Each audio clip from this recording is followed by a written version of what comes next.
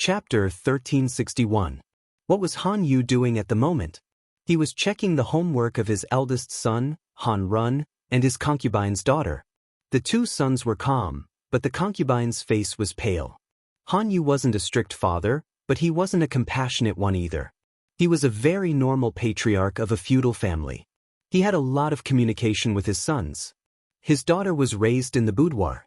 They rarely saw each other except during festivals, not to mention checking his daughter's homework. His eldest son, Han Run, had talent and was willing to work hard. Even the picky Han Yu was very satisfied. But the concubine's son and daughter were different. The concubine's son was mediocre and playful, and the concubine's daughter couldn't even speak fluently. The concubine's daughter saw that her father was frowning. She was so scared that tears came out of her eyes and her body was trembling. She was weak, pitiful, and helpless. Han Run said, "Father, she is a little nervous. Don't scare her." Han Run didn't communicate much with his siblings, and the three of them didn't have a deep sibling relationship. It was just that the environment of the academy was relatively closed and simple. It was isolated from the disputes of the outside world, and the estrangement between the official and the concubine was also weakened. Han Run saw that his sister was so timid and nervous in front of their father. He felt a trace of sympathy and took the initiative to put in a good word for her. Han Yu's expression softened a little when he heard that. He said to his daughter, "Let's call it a day. We'll check tomorrow. Go back and get ready." The concubine's daughter nodded helplessly. "It's unreasonable to let girls study in the academy. Father is so strict with my sister. He had taught her for years, but he still couldn't satisfy his father with those questions, not to mention his sister who had only studied for a year." The three left the main hall. The concubine's brother was a few steps behind Han Run, and the concubine's daughter was behind them. Han Run said calmly, "Half of the students in the academy are girls. Tell them that." The concubine's brother's face turned red. He dared to say it? If he dared to say it, others would dare to beat him to death. "I don't dare to say it." The concubine's brother complained, "Are the girls in the academy still girls?" In his opinion, girls should be as docile as the maids in the mansion and speak softly. Who would have thought? Han Run frowned. "You were in the wrong first." Fortunately, father was busy and didn't ask about it. Otherwise, the concubine-born brother hurriedly begged for mercy, "Little brother's good brother, please don't say any more. The walls might have ears." Han Run sighed. The matter he was referring to was the incident of his brother out of wedlock. He didn't know the severity of the situation and had verbally harassed a girl. As a result, the other party had grabbed him by the collar and held him down in the corridor for a beating. This had attracted the attention of many students. If it weren't for the girl's sense of propriety, her brother's hand would have been twisted and fractured. This matter was brought to the attention of the headmaster, and his brother was reprimanded by a few headmasters. His words were frivolous towards his classmate, completely lacking the demeanor of a gentleman. Not only did the headmaster not support his brother, but he punished him to clean the classroom after school for a month. "Are you scared now?" Han Run asked. "Didn't your classmates warn you not to mess with the girls?"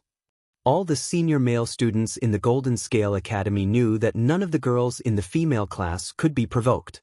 They looked normal on the outside, but they were terrifyingly strong. The upperclassmen girls could easily subdue several adult men. The lethality of this attack was truly terrifying. Not only the other girls, but Han Run also noticed that his sister, who had been studying in the academy for a year, was also extraordinarily strong.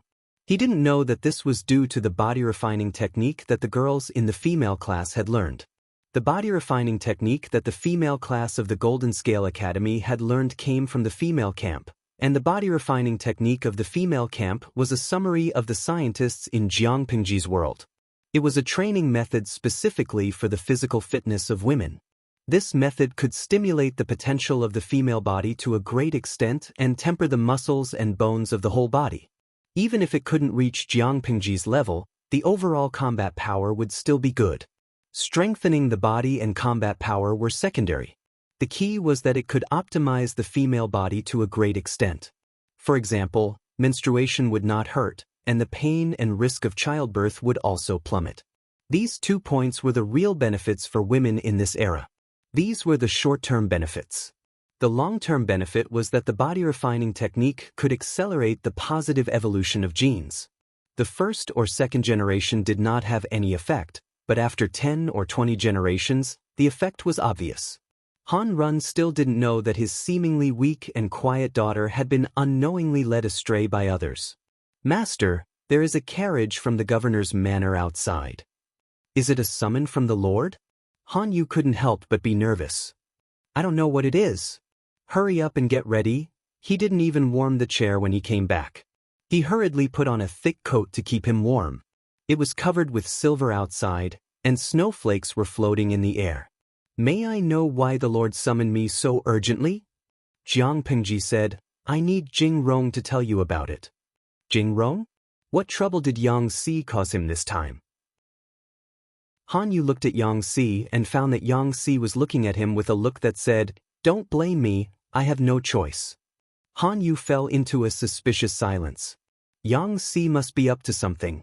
As expected, Han Yu really wanted to rush forward and strangle Yang Si to death after knowing the whole story. No matter what kind of grudge you have, can't you wait until after the new year to take revenge? Favoring a concubine and neglecting a wife would only affect your character and career.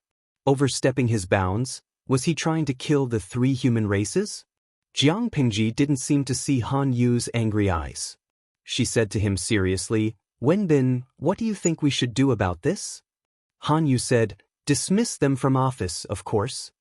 No matter how the crime came about, those cannon fodder could only admit it. Jiang Pingji was very dissatisfied. Why did these people dare to overstep the bounds? Isn't it because the law has collapsed and no one can restrain them? With that, Han Yu understood that the Lord wanted to revise this part of the law. No wonder she asked him to come here. Unfortunately, Han Yu was only half right. Jiang Pingji said again, "Jing Rong also told me about the family in Chang'an Alley. Wenbin, don't you think the father is guilty?" Han Yu was about to speak, but he suddenly thought of something. He hesitated and swallowed his words, showing a thoughtful expression. If the Lord only wanted to revise the law, she could have just sent someone to pass the message. There was no need to send a carriage to pick him up. Unless, the Lord's real purpose was not this, but something more difficult and urgent. Han Yu asked tentatively, "My lord, do you mean to convict this person and punish him for several crimes?" It was a bit tricky to convict a father for deafening his son. After all, there was no such law at present. Jiang Pingji asked in reply, "Why? You don't think he should be convicted?" Han Yu said honestly, "It's hard to make a conclusion. It's not easy to convict him. If the father hurt his son and put him in jail, the innocent child would also be accused of being unfilial. Although this logic seemed to have been eaten by dogs, it was common practice." Chapter 1362.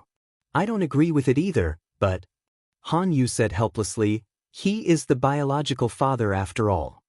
According to the current filial piety, there would be no child without a father.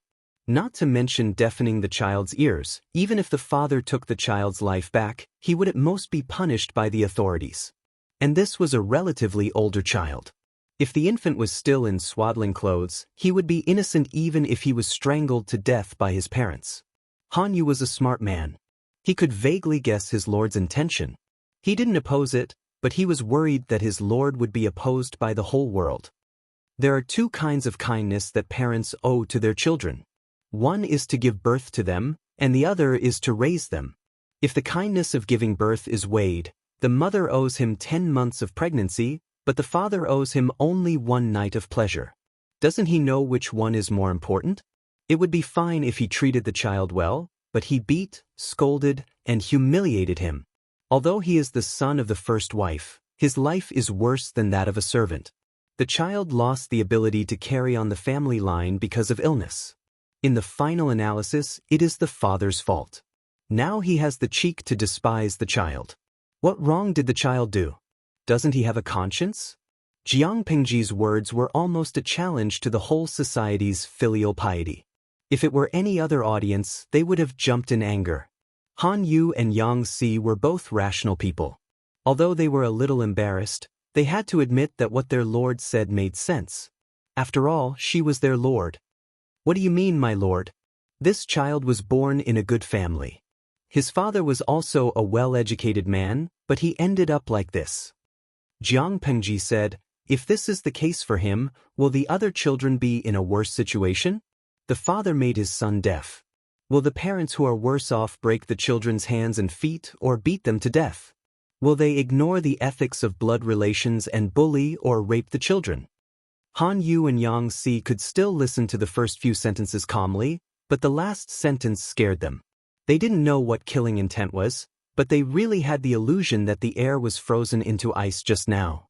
Han Yu said, parents and children are blood relatives. It is possible to injure or disable them, but ignoring the ethics of blood relations. Jiang Pingji said, Wenbin, you can ask Jing Rong. Is this really not true? Yang Si's reaction was different from Han Yu's. The former was shocked and deeply disgusted. Han Yu looked at Yang Si, his eyes full of hope and desire for confirmation. He was a man in the right, and his education had been positive. Even after experiencing the flames of war, this essence did not change much. It was just like how a person who lived under the sun would not know what was hidden in the darkness. Yang Si looked back at Han Yu and nodded after a while. Although it is appalling, this kind of thing is not uncommon. In ancient times, transportation and communication were very backward. The furthest many people traveled in their lives was to marry into neighboring villages and work in neighboring towns to earn money. Their living environment was relatively closed, and the ethics and morals in their minds might not be able to restrain them. Being simple did not mean that they were not stupid. Bullying one's own children wasn't a lot, but it wasn't a small number either. If he could kill his own child, wouldn't it be even more dangerous for the other children in the village? Not to mention this era, even in the era of the livestream viewers, there were many cases of men in isolated villages impregnating left-behind children or taking the opportunity to violate them. Even old men in their 70s or 80s would do such a thing, let alone an adult man full of vigor and vitality. Jiang Pengji's behavior was acknowledged by all the salted fish. They couldn't wait to shout their support in her ear. Gekai Guofengxiu, sigh, although I know that the streamer is courting death, I still hope that she can succeed. Qianzui Beibei, protection of minors, the streamer must resist the pressure. If I say the opposite, will you guys beat me to death? I think it's good that the streamer wants to protect underage children, but she must be more comprehensive. Don't turn it into a law to protect minors. Chu Jiren Zhongsan, yes, it hurts me to talk about it. Naughty children throw babies off tall buildings, naughty children kill babies, naughty children carry little girls into the elevator, causing little girls to fall to their death from the 18th floor, throwing objects from high above and killing people. Zhuazhuazhua, the one above said it very well. You should pay attention to this point. Even if they are underage, they still have to be responsible for their own actions. Thinking of those naughty children on the news who escaped punishment because of their age, I really want to hack those naughty parents to death. Mo Lanji, in ancient times, wasn't it the father's fault for not teaching his children properly? If a child kills someone, either the child is punished or the parents are punished. Maybe it was a sore spot, all the salted fish in the live stream came back to life. Who didn't have naughty children around them? They were full of resentment. Even if they couldn't see naughty children being punished in this world, it was good to watch other worlds. They were worried that Jiang Pingji wouldn't take it seriously, so they hurriedly searched for all kinds of crimes committed by naughty children that killed people. The screen was full of negative emotions. In fact, what the salted fish viewers were worried about would never happen. Jiang Pingji was a person from the future. The salted fish played the role of diligent porters. On the other side, Han Yu's face turned pale when he heard Yang Si's words.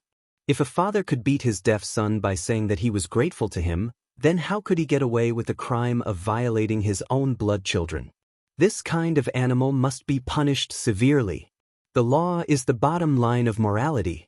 Jiang Pingji said, Wenbin, you have to know that every word you write now and in the future needs a lot of examples to prove its rationality, whether it's revising the laws of the predecessors or making laws that have never been written before. Just because you don't know things doesn't mean they don't exist. Just because there are no laws written before doesn't mean that this kind of animal is not guilty. I called you here today because I want to entrust this important task to you. I have nothing else to say. You just need to remember one thing: go ahead and do it. No one will dare to stop you. She would kill anyone who dared to stop her. Han Yu bowed solemnly. Yes, Wenbin. If Wei Ci were here, he would find that Han Yu was more and more like the Han Yu in his memory. It was the 12th month of the year. For 11 months, Han Yu was out and about, collecting countless case materials and evidence, and revising the draft repeatedly. Yang Si watched from the side. He had a vague premonition. His lord didn't do this on a whim. She must have planned it for a long time. His revenge against those people became a sharp blade in his lord's hand and an excuse to take advantage of the opportunity to make trouble. As he was thinking, his lord looked at him. Jing Rong. Yang Si quickly got up from the table and bowed solemnly. My lord, please give me your orders. Jiang Pengji said, you help Wenbin with this matter first. If you do well, I won't hold you accountable. Yang Si used her to take revenge, and she used Yang Si to take advantage of the opportunity to make trouble. This was called reciprocity. Yang Si's face was bitter. He swallowed the acid that welled up in his throat and said bitterly, yes. Jiang Pengji said, if you do well, I will allow you to prepare a betrothal gift and propose marriage. Han Yu was dumbfounded.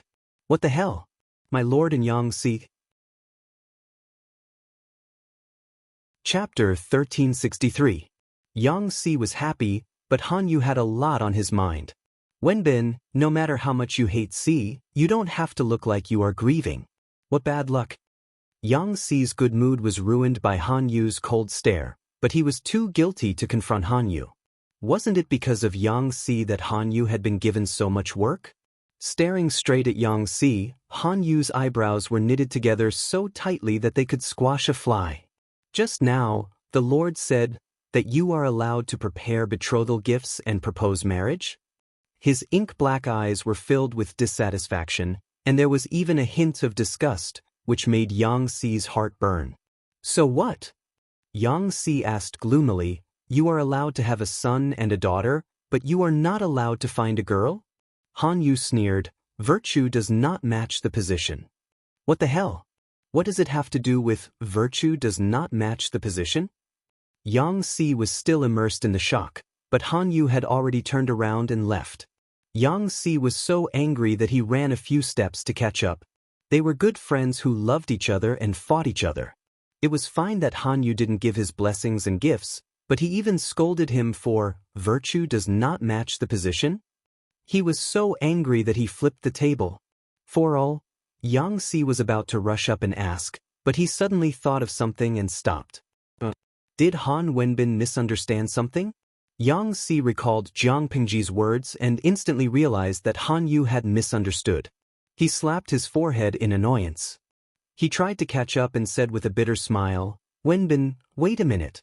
You misunderstood. Han Yu stopped and turned to look at him. What misunderstanding? It is true that I proposed marriage to the Lord, but it is not the Lord. Yang Si spread out his hands and said gloomily, the Lord has a lover, and that lover is your junior. Zixiao is a very jealous person. If this misunderstanding spreads to his ears, will Si still be able to live? Han Yu was speechless. Yang Si continued, the proposal is to marry Captain Jiang, and the Lord treats her like a sister. If it is a marriage proposal, the Lord will have to be involved. Captain Jiang? Han Yu raised his eyebrows. You have a good eye. This was not a compliment. Every word was filled with mockery. Jiang Nongqin was the #1 heroine in the Lord's camp. Many people had their eyes on this fat piece of meat, but Yang Si had taken it. Han Yu felt sorry for Jiang Nongqin. Why did she choose Yang Si, the unreliable guy? Yang Si pretended not to understand. He cheekily replied with a smile, of course I have good taste. Han Yu was annoyed. Yang Si came back to his senses and asked, why are you so indignant that Si has something to do with the Lord, but you don't have any reaction if it's Zixiao? Han Yu said, Let's not talk about anything else. Zixiao is a gentleman. Are you? Yang Si was speechless after hearing this. I used to be young and ignorant, but now I'm a prodigal son. A prodigal son who has turned over a new leaf is more valuable than gold. Yang Si tried to regain some ground, but Han Yu only responded with a sneer. Young and insensible? A prodigal who repents is more valuable than gold? How shameless! Han Yu coldly expressed his contempt. Yang Si could only cover his face in despair. Did he really have to work with Han Yu, the hypocrite, for a year? If so, Yang Si was not sure if he would die of exhaustion or from anger. Han Yu's mouth was too irritating. About the things that the Lord has assigned to you, what are your plans? Yang Si decisively chose to change the topic. He would have a heart attack if he continued to be entangled in this topic. Han Yu frowned and said awkwardly, "It's not difficult to collect files, investigate privately, and make new laws. What's difficult is how to make the people accept the new laws. If the people openly attack, the Lord's reputation will inevitably be damaged. I'm also afraid that other gentry families will oppose it." Jiang Pingji's legislation to protect children had, to some extent, damaged the feudal parents' right to dispose of private property. Filial piety was prevalent. Feudal parents naturally hoped that their children could obey them unconditionally. If it was illegal to beat and scold children, those parents would be furious. They gave their children their lives, gave them food, and raised them up. Why couldn't they control everything about their children? That was what parents thought nowadays. Therefore, if they really wanted to legislate, every detail had to be taken into account. They had to clearly distinguish between educating children and maliciously beating them. Yang Si said, "I think of someone who can help us with this matter." Han Yu asked, "Who?" Yang Si said, "The Lord's lover." The two of them visited Wei Si together. Wei Si was busy. He was handling 2 documents with a pen in each hand. His work efficiency was like a cheat. Yang Si knocked on the table and called, "Zixiao, I have something to ask of you." Wei Si stopped writing and looked at Yang Si. "What's the matter?" Han Yu stepped forward and said, "Jing Rong said that you can help me with the matter." Wei Si looked serious. He put the 2 bamboo slips aside to dry and stood up to greet the 2. "If there's anything, Wenbin can send someone to inform me. You don't have to come in person." Han Yu sighed and explained the cause and effect. Wei Si's expression also became serious. "I came today to ask Zixiao if there's any way to protect the Lord's reputation." "It's not difficult." Wei Si thought for a while and said, "The people's obedience is the mandate of heaven. It doesn't matter if the aristocrats oppose it, as long as the people agree. As long as the people agree, there won't be much resistance to the Lord's new law. This matter can be handed over to Ci." Wei Si was the best at manipulating public opinion. Han Yu asked, "What are you going to do?" Wei Si smiled. "The people are tired of hearing the stories of praises and romance. They'll change their taste after the new year." Yang Si shivered and asked, "Wait, are you going to let the novelists write those stories?" Wei Si said, "Why not? Novels are 70% true and 30% false. Although there are some exaggerated parts, the overall situation is still based on reality.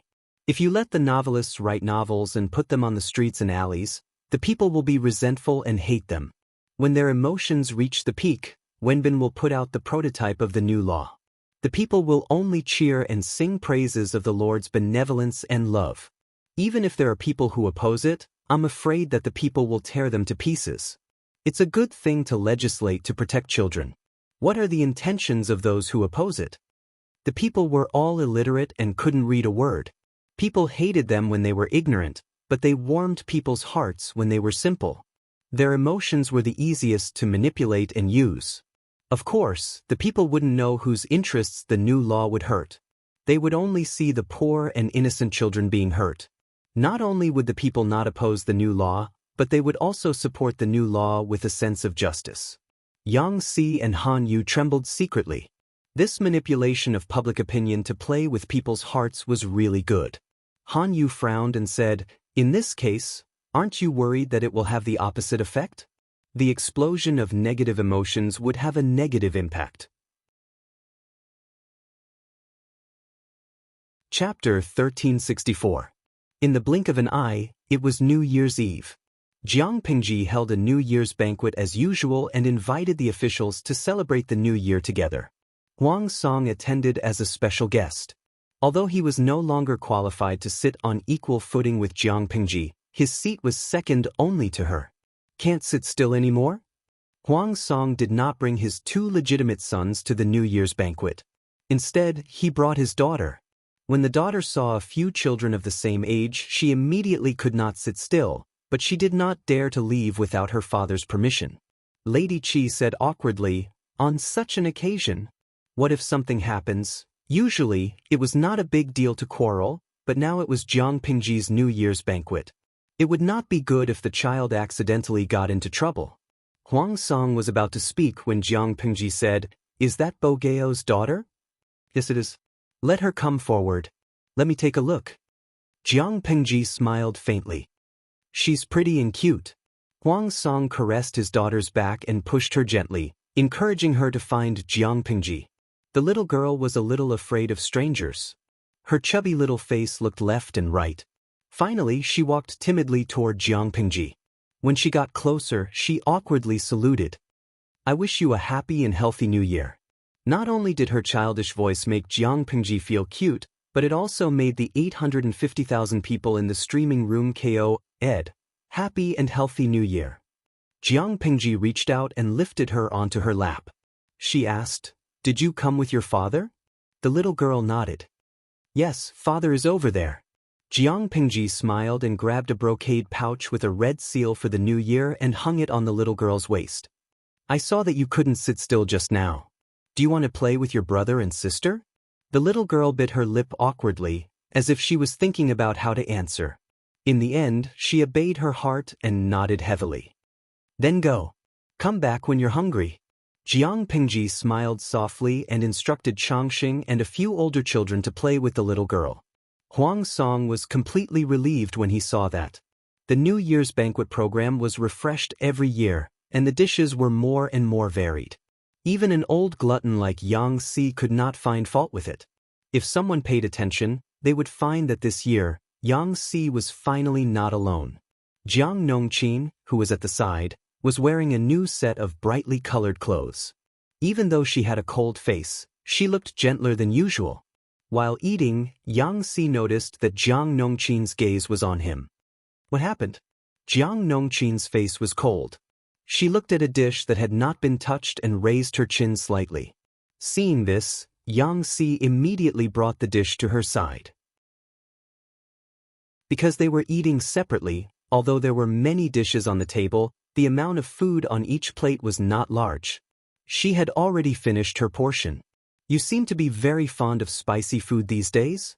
Yang Si asked casually. "I remember you didn't like it very much before." Jiang Nongqin said, "I've liked it recently." Yang Si said, "If you still like it, I'll get the maidservant to bring another plate.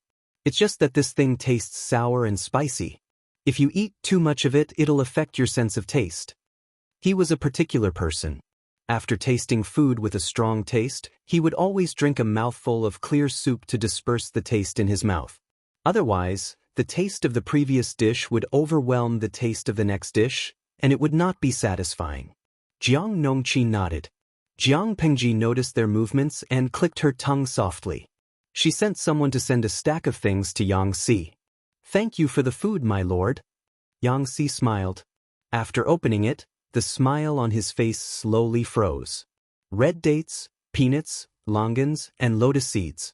The plate contained these 4 items. It was not the delicacies that Yang Si had imagined. Why did his lord send him this? Yang Si raised his head and glanced at his lord. She rolled her eyes at him. He was not a slow-witted person. He came back to his senses as soon as he thought about it. He was so excited that he almost knocked over the food table. At this New Year's banquet, some people were so happy that they wanted to go in circles, while others were anxious and fearful. Whether they were valued by the Lord or not, they would know if they received an invitation to the New Year's banquet. Those who did not receive an invitation would work harder and strive to improve in the coming year. Those who received the invitation were naturally complacent and looked forward to their official careers in the coming year. The most embarrassing thing was that they received the invitation and then had it taken back. They had lost a lot of face. They secretly inquired about it and found that there was more than one family facing such a predicament. However, what exactly did they do wrong? Why did they suddenly take back the invitation to the New Year's banquet? This was undoubtedly a sign that they had been abandoned by the Lord. All the families were not even in the mood to celebrate the new year. They looked for ways to find out the truth. There was no lively laughter in the mansion. There was only a solemn and uneasy atmosphere.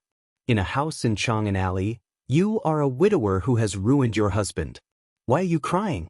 My son's good official career is going to be washed away by your tears. The old woman in bright clothes was so angry that she raised her eyebrows. She looked at her daughter-in-law with daggers in her eyes, as if she wanted to kill her. Her daughter-in-law's left cheek was swollen. The thick makeup on her face could not hide her embarrassment and haggard appearance. Her hair was loose and yellow. She looked more than 10 years older than her actual age. After being yelled at by the old woman, her eyes, which were swollen from crying, stopped crying in fear. However, she felt even more wronged and sad. The old woman said, "I said that your horoscope will ruin your husband and son. It is not good for my son's official career. Look, isn't it true? It will ruin my grandson's deafness and ruin my son's official career. Tomorrow, you will leave the court. If you continue like this, won't my son be ruined by you? You are a jinx." The old woman's expression was fierce, and a trace of murderous intent flashed in her eyes. If this daughter-in-law was still not tactful, then she could not be blamed for being cruel. As a mother, she could not allow a widower who had ruined her husband and son to continue occupying the position of her son's official wife. After the old woman finished speaking, a delicate woman with a protruding belly patted the back of the old woman's hand and comforted her softly. The woman was the old woman's niece, and she was also the old woman's favorite daughter-in-law candidate. Her appearance was good for her husband and son, and her horoscope was also excellent. Ever since her son had accepted her, his official career had been smooth. Her niece's belly also worked hard, and she soon became pregnant. Seeing this, the old woman was even more eager to force her daughter-in-law to abdicate and make room for her niece. The chaotic night passed quickly. On the morning of the first day of the new year, a piece of news blew up the peaceful Wanzhou. The old woman was so scared that her face turned pale, and she knelt on the ground with a thud. Even though she was a woman, she knew how big a label it was to disregard the law and overstep the rules. Not only could it crush one person to death, but it could also crush 3 clans to death. When did you make such a grave mistake that you have to exterminate your entire family? The old woman looked at her son in despair, but her son did not respond. At that moment, the unlucky daughter-in-law came over to help her up, and the old woman's anger suddenly found an outlet to vent. She raised her fan-like palm and slapped her daughter-in-law with all her strength. She cried and scolded, "You're a widower who has ruined her husband. Where did this demon come from? We have no enmity, so why did you stay in our house and harm people?" If it was any other time, her son would have pretended not to see it. He did not like his wife either. She was old, ugly, and didn't know how to flatter others.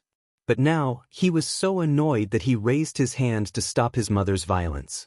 He said awkwardly, "Disregard the law because you spoil your concubine and destroy your wife.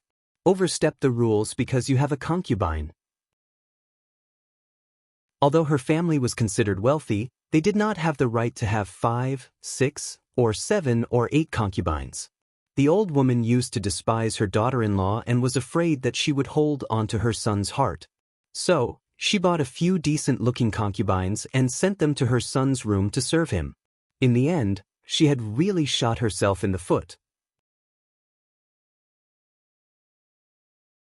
Chapter 1365. Jiang Pingji had always been a non-mainstream lord. If it was another lord, as long as it wasn't a big deal like the sky falling down, she would usually wait until after the new year to deal with it. But she didn't. She wanted the whole family to not even celebrate the new year happily. It was the morning of the first day of the new year. Jiang Pengji sent messengers to the houses and reprimanded them one by one. The entire Xiangyang district knew about it. Almost every family that was reprimanded had a similar scene. Men and women, young and old, cried together. This was the first melon of the new year, so the audience watched it with relish. They watched the excitement so much that they forgot to eat. My son is loyal and devoted to the Duke of Lanting and has made great contributions. How is taking in 3 to 5 concubines disregarding etiquette and overstepping the bounds? The old woman was frightened by her son's words. She couldn't care less about slapping her daughter-in-law to vent her anger. She looked at the messenger carefully and said, "It's obviously my daughter-in-law. My belly is not up to expectations. My son is a fake man who can't carry on the family line. I have no choice but to force my son to take in concubines." The old woman took the blame for taking in concubines and poured dirty water on her daughter-in-law. She used it to quibble. The messenger secretly rolled his eyes. He had brought people to 2 houses and it was almost the same story. Could there be something new? "Old madam, let me ask you, how old is your son this year?" The old woman said, "My son is 33 this year." The messenger said, "Old madam, let me ask you again. Has your son's ancestor been bestowed the title of king or minister?" The old woman blushed and said, "My ancestors have been farming for generations. My great-ancestors' generation only became rich. My ancestors were not so noble. No one has been bestowed the title of king or minister. They have been farming for generations and only became rich in recent generations. Isn't that just a commoner's family with some savings? Etiquette, the law says that commoners have 1 husband and 1 wife. What right does your son have to take in concubines?" The messenger retorted coldly, "You said your son has made great contributions. Is he now bestowed the title of king or minister?" "He has been bestowed the title after success and has 8 concubines. Your son's contributions are meager, but he has more than 8 concubines." The old woman was so shocked that her eyes widened. She stammered, This, I don't know about this. Without sufficient status and contribution, he was not qualified to take a concubine." The emissary sneered again. "I sent someone to investigate and found that old madam is not strict in managing the family and does not teach her children well. She allows your son to favor his concubine over his wife and force his daughter-in-law, who has the ability to give birth and manage the family, to abdicate and give up her position to a better man. You want to help your concubine get the position and marry her. Is this not true?" Even if there was no need to investigate, just based on old madam's action of slapping her daughter-in-law without hesitation, it was enough to prove that something was amiss. How could the old madam dare to admit it? His head shook like a rattle. She wailed on the ground and made a scene. These things were done by the old woman who was blinded by lard. My son didn't do it willingly. The emissary's eyes were filled with indifference as he snorted. He waved his hand, intending to go to the next shop. Envoy, please wait. The old woman was still crying, but her son was not someone who only knew how to cry. He hurriedly pulled the messenger to the side and secretly stuffed 2 money pouches under the cover of his wide sleeves. Both of his money pouches were bulging and looked extremely heavy. The emissary weighed it in his mind and had an idea. He accepted the man's bribe. The man's face lit up and he felt that there was a chance. Envoy, please put in a good word or 2 for me in front of Lord Lanting. The man's expression was calm as he said, To tell you the truth, these women in the backyard are not concubines. They are all performers and prostitutes that I bought from outside. I keep them in the backyard to entertain my family. Overstepping one's authority was much more serious than spoiling one's concubine and killing one's wife. At the very least, it would affect one's career. If it was more serious, it might even bring disaster to one's entire family. However, if these women were not concubines but performers and prostitutes that he kept, then it would be a different story. After hearing this, the emissary felt a chill in his heart. This man was really ruthless. According to what the emissary knew, the pregnant woman who was about to give birth was his own cousin. In order to protect his career and future, He directly classified his pregnant cousin and other legitimate concubines as performers and prostitutes that he could buy and sell at will. Overstepping one's authority and taking in concubines was a great disaster, but keeping performers and prostitutes was not a big deal. Before the chaotic times, many rich and powerful families still had sex with prostitutes as a fashion. This was an elegant matter that was dissolute but not indecent.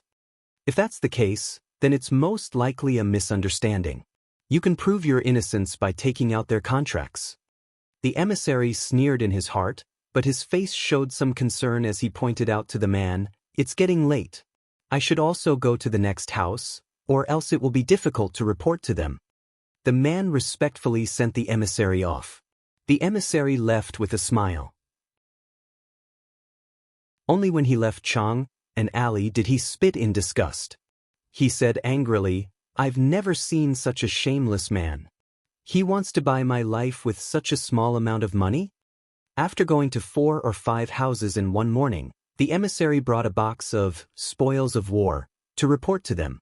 Not only his group, but the other emissaries also returned with a full load. Tsk, what a lucrative job. Yang Si raised his hand and twirled his beard. He looked at the boxes one by one, which were all filled with bribes. Some were filled with large amounts of gold and silver, and some were precious jewelry bracelets. Any one of them could help the people get out of poverty and become rich. The emissary smiled bitterly and cupped his hands. "Military advisor Yang, don't scare us. How would we dare to touch such dirty money?" This was related to their future. No one would give up a good life for a little bit of sweetness. "Look at how timid you are. It's good that you know to be afraid. My lord hates corruption and bribery the most." Yang Si was in a very good mood and spoke very gently. He said, "My lord has always been clear about rewards and punishments. You've made a contribution today and went to so many houses. Naturally, there should be rewards. Keep 80% of these things and confiscate them. The remaining 20% can be divided. Take it as a red envelope given by my lord at the beginning of spring this year." Oh my, what a pleasant surprise. Several emissaries looked happy. Even if it was only 20%, it would still be a considerable extra income. The emissary hesitated and said, "Military advisor Yang, I have one thing. I'm a little worried. Will those people really forge the contract?" Some of the women who served in the backyard were official concubines, while others were servants who enjoyed the substantive treatment of concubines. Apart from the title, they were no different from concubines. Many of them were even pregnant. In general, almost all of them were from good families with clean backgrounds. If they forged the contract, they would be reduced from a good family to a lowly one. They would be a lowly family that could be bought and sold at will and be trampled on by anyone. So what? Yang Si said coldly, "The more ruthless they are, the better.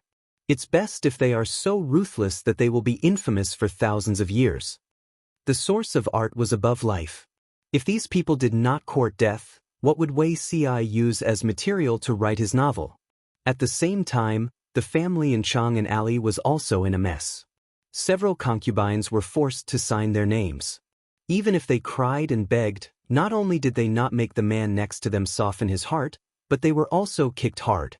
The pregnant cousin also looked at the man with tears in her eyes. "Cousin."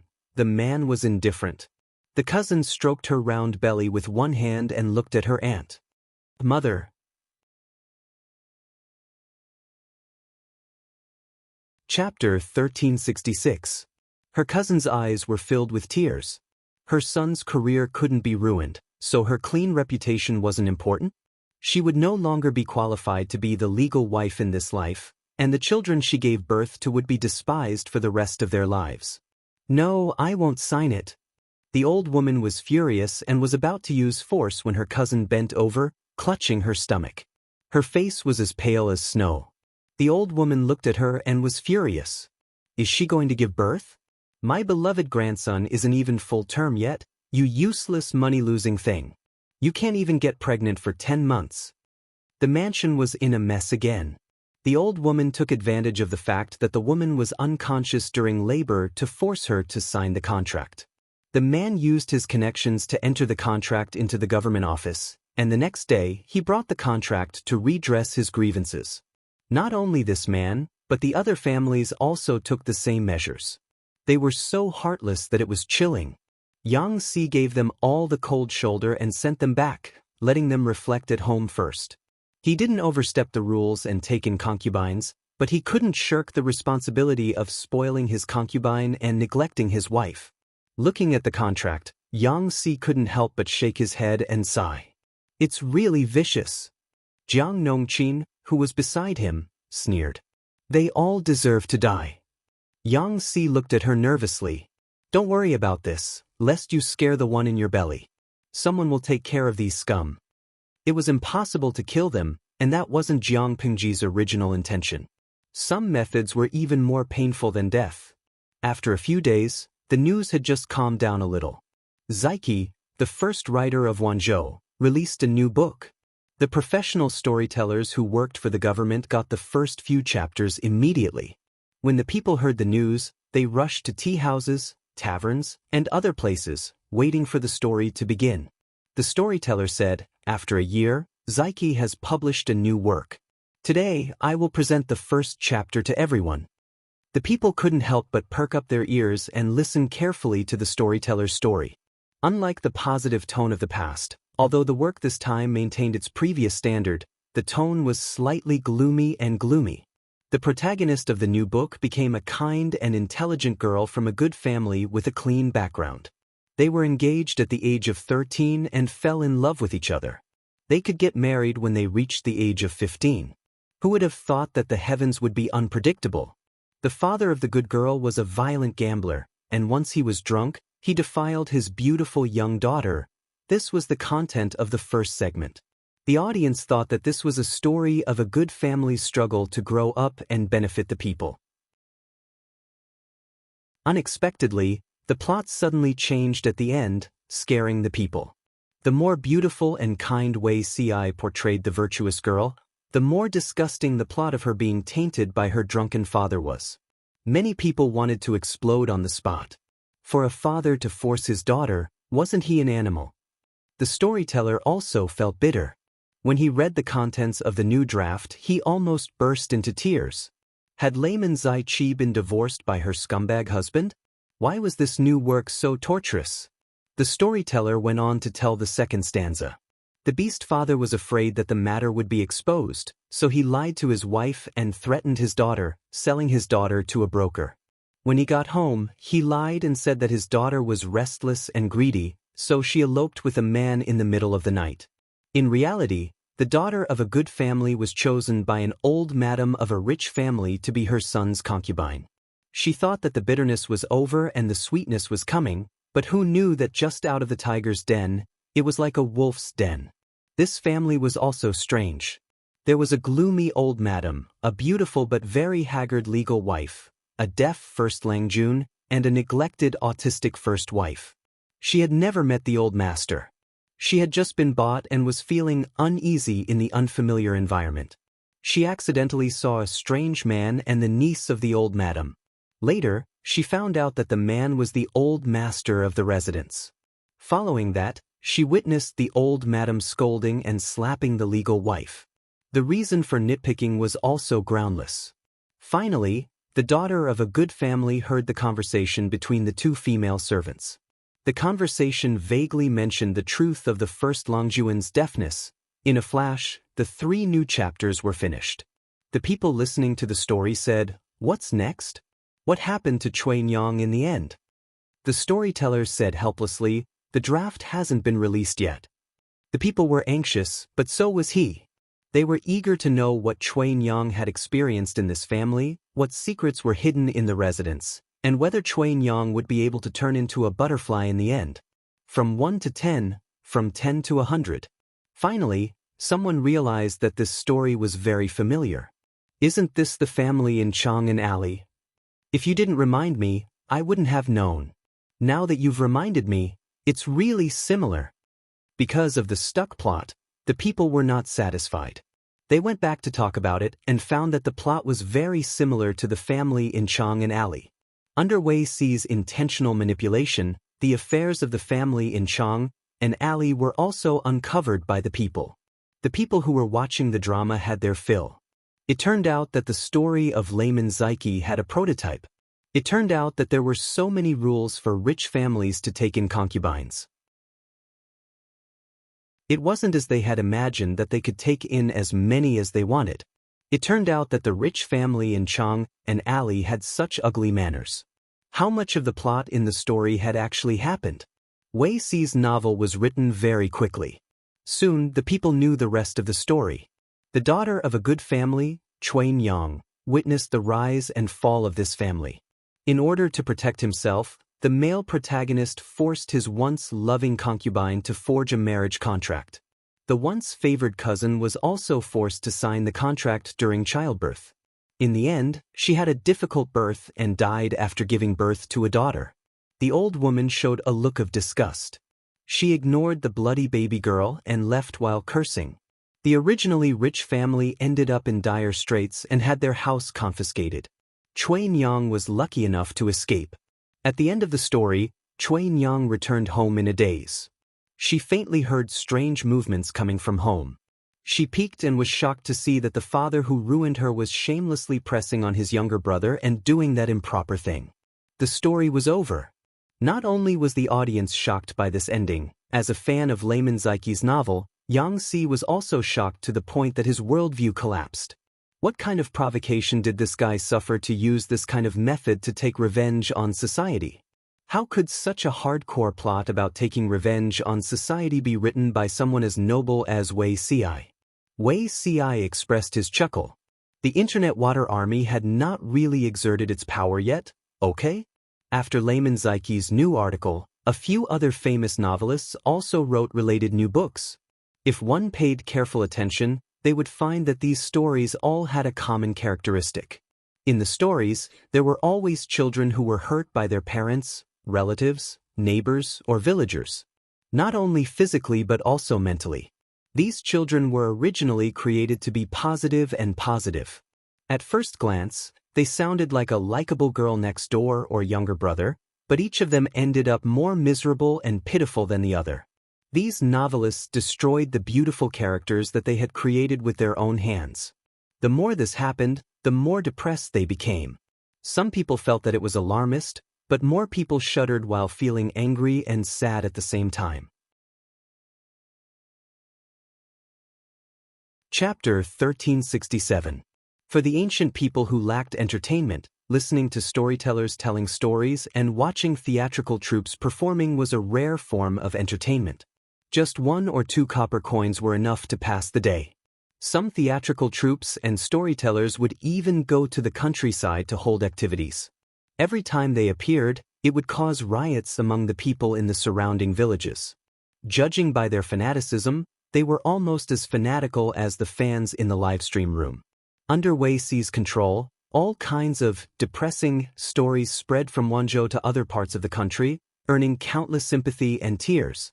The people enjoyed the show and went back contentedly. However, the more they thought about the previous plot, the more they felt that something was wrong. Second Aunt, do you know about the crazy widow in the South Village? Second Aunt said, that crazy woman? I passed by her house a few days ago.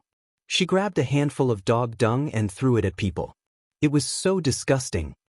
The woman's face was pale as she said, Second Aunt, you don't know. That crazy widow wasn't crazy in the past. It was because a few idle old men in the village dragged her daughter to the mountains and played her to death. They lied and said that she was bitten to death by a bear. The crazy widow saw her daughter's corpse and couldn't take the shock, so she went crazy. She threw dog dung at people. Do you know who she hit? Those bastards' grandsons. After Second Aunt heard this, she couldn't help but suck in a breath of cold air. She said, Isn't this the play just now? The woman gritted her teeth and nodded heavily. The new play performed by the theatrical troupe just now was adapted from a novelist's new book. The content of the new book was simple. It was about a young girl named Gu Sanyang. In order to escape being sold by her stepmother to a crippled old man, she fled the village in the middle of the night to join the army and become a female soldier. After several years of war, She followed her lord to conquer the world and finally returned to her hometown in glory. Apart from Gu Sanyang, the character who received the most attention in this new play was Gu Sanyang's best friend, Ajia. Ajia was intelligent, witty, and beautiful. Most importantly, she was brave and resourceful. Gu Sanyang's courage to escape marriage and join the army was largely due to Ajia's help. The people watching the play especially hoped that Ajia would leave the village, but Ajia was filial to her widowed mother and chose to stay in the village. A few years later, Gu Sanyang returned to her hometown in glory. The last scene was about Gu Sanyang riding a horseback to the village, imagining Ajia's current appearance. The person who played the role of Gu Sanyang was a talented girl who was good at talking and singing. She imagined that Ajia had married a good man, had a son and a daughter, and had a beautiful career and family. In short, in Gu Sanyang's eyes, a beautiful person like Ajia was qualified to be an empress. In the end, after returning to the village, Gu Sanyang met with Ajia's mother, who had gone crazy. She learned from her mother that Ajia had died 4 or 5 years ago. Just as the common people and Gu Sanyang were guessing the cause of Ajia's death, the crazy widow mother wept and told the truth. Ajia is still more than a year away from her marriageable age. She looks more and more beautiful. Several old men in the village have been coveting her for a long time. When Ajia's widowed mother went out to work, they used the excuse that the widowed mother fell in the field to lure Ajia out. They tortured her to death and left her without a complete corpse. Gu's killing to revenge for Jia's revenge, but of the story. But by scenes. By Gu of the drama. The play reminded them of the daughter of the mad widow years ago. Except for this new play, the other plays were also of the same theme. Even if it was a happy ending, the people always felt that something was stuck in their throats. They were so disgusted that they couldn't breathe. Whether it was Ajia or Wei Si's Chui Nyang and little brother, their lives were destined to be gloomy. Second aunt came back from washing clothes. When she passed by a house, she saw an old man sitting on the other side of the fence and staring at her chest. She was so angry that she spat on the old man's face. "Bah! Old man, you will get what you deserve." Without waiting for the old man to react, second aunt walked back home with heavy steps, swaying her hips. Of course, these plots were not coincidences. When Han Yu checked the related files from all over the country, Wei Si picked a few typical ones as materials. He would not interfere with what the novelists wrote, as long as the content was not illegal.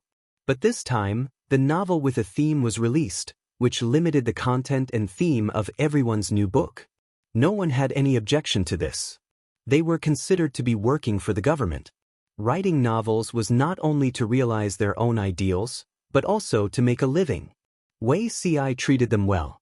It was not difficult at all for them to write some novels with a theme according to the requirements. The new books of these novelists had even been criticized by later generations as the Revenge on Society series, realistic School of Darkness novels. Wei Si's biography of Chui Nyang was the founder of this genre.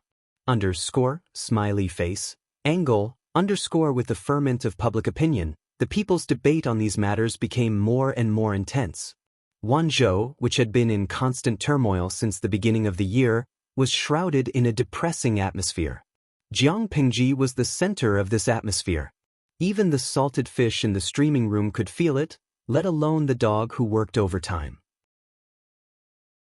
In order to escape punishment, they forced girls into prostitution. Why are these people reading the books of the sages? Aren't they afraid that the sages will scold them in their dreams at night?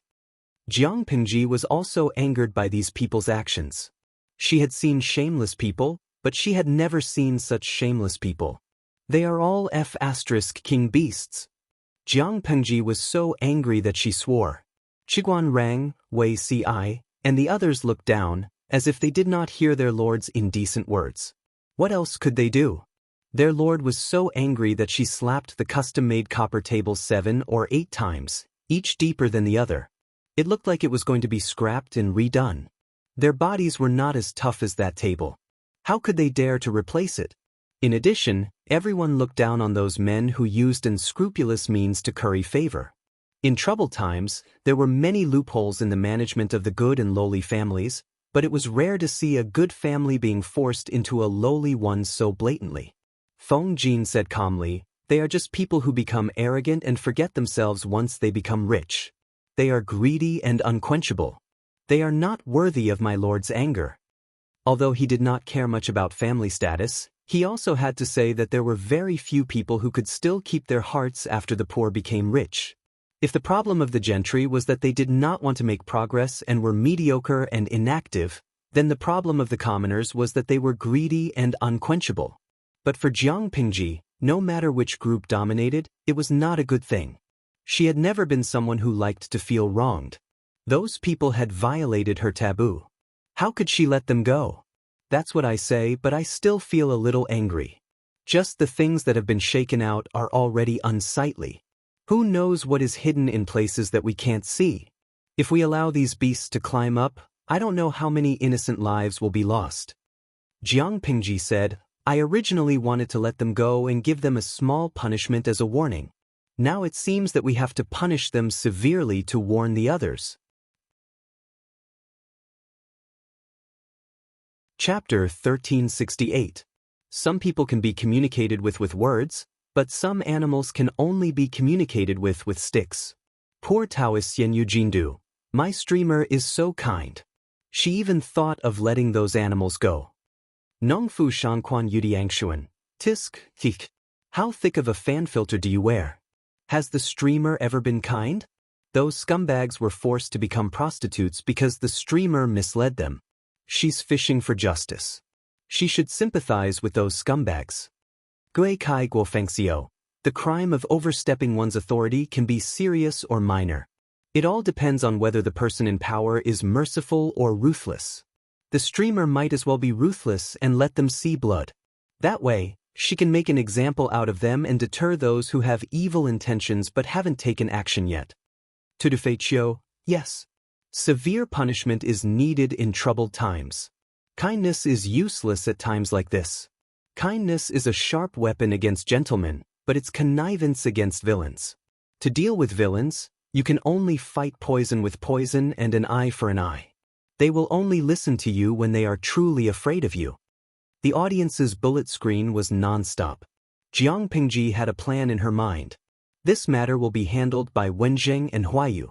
In order to deter those who are hiding in the dark, they must be dealt with severely.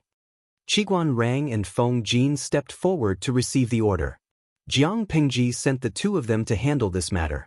It was obvious that she didn't give those scumbags a chance to make a comeback. Qiguan Rang came from a humble background. He was low-key and eccentric. He rarely interacted with outsiders. It was almost impossible to rope him in. Feng Jin was the only person under Jiang Pingji who was tall, rich, and handsome. He wouldn't be merciful to scumbags with low morals. It was basically impossible to make a comeback after meeting these two people. The people of Wanzhou had watched enough of a good show these days. They loved the drama of evil retribution. They watched as the few people who spoiled their concubines to the death of their wives, overstepped their authority, and forced women to become prostitutes fall one after another. The people raised their hands in celebration. Some people even bought firecrackers to celebrate, using it to vent the grievances and depression they had suffered recently. Feng Jin and Qiguan Rang didn't go easy on them. Although those people weren't sentenced to death, they had to be flogged 80 to 50 times in public. Each family was fined 1,000 strings of coins and confiscated their illegal property. Their entire family, old and young, was exiled back to their ancestral home. 3 generations of their clans were not allowed to become officials. Apart from that, those women who were forced into lowly status had to be given a compensation of 100 strings of coins to be returned to good status. Although he was lucky enough to survive the beating, he was already half crippled. This was the plan that Qiguan Rang and Feng Jin had come up with after discussing it. It was true that killing these people would put an end to all troubles, but the deterrent effect would not be enough. It would be better for them to live a life worse than death.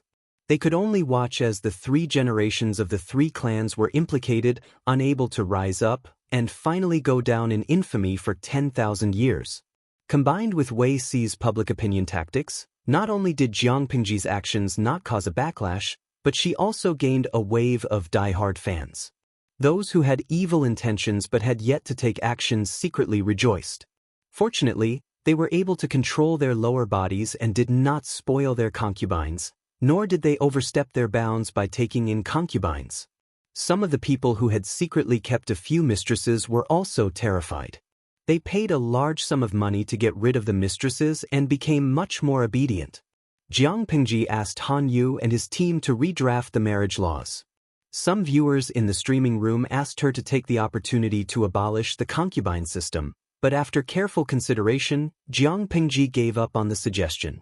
It was unrealistic to abolish the concubine system based on the current level of society, and it would also cause a violent backlash.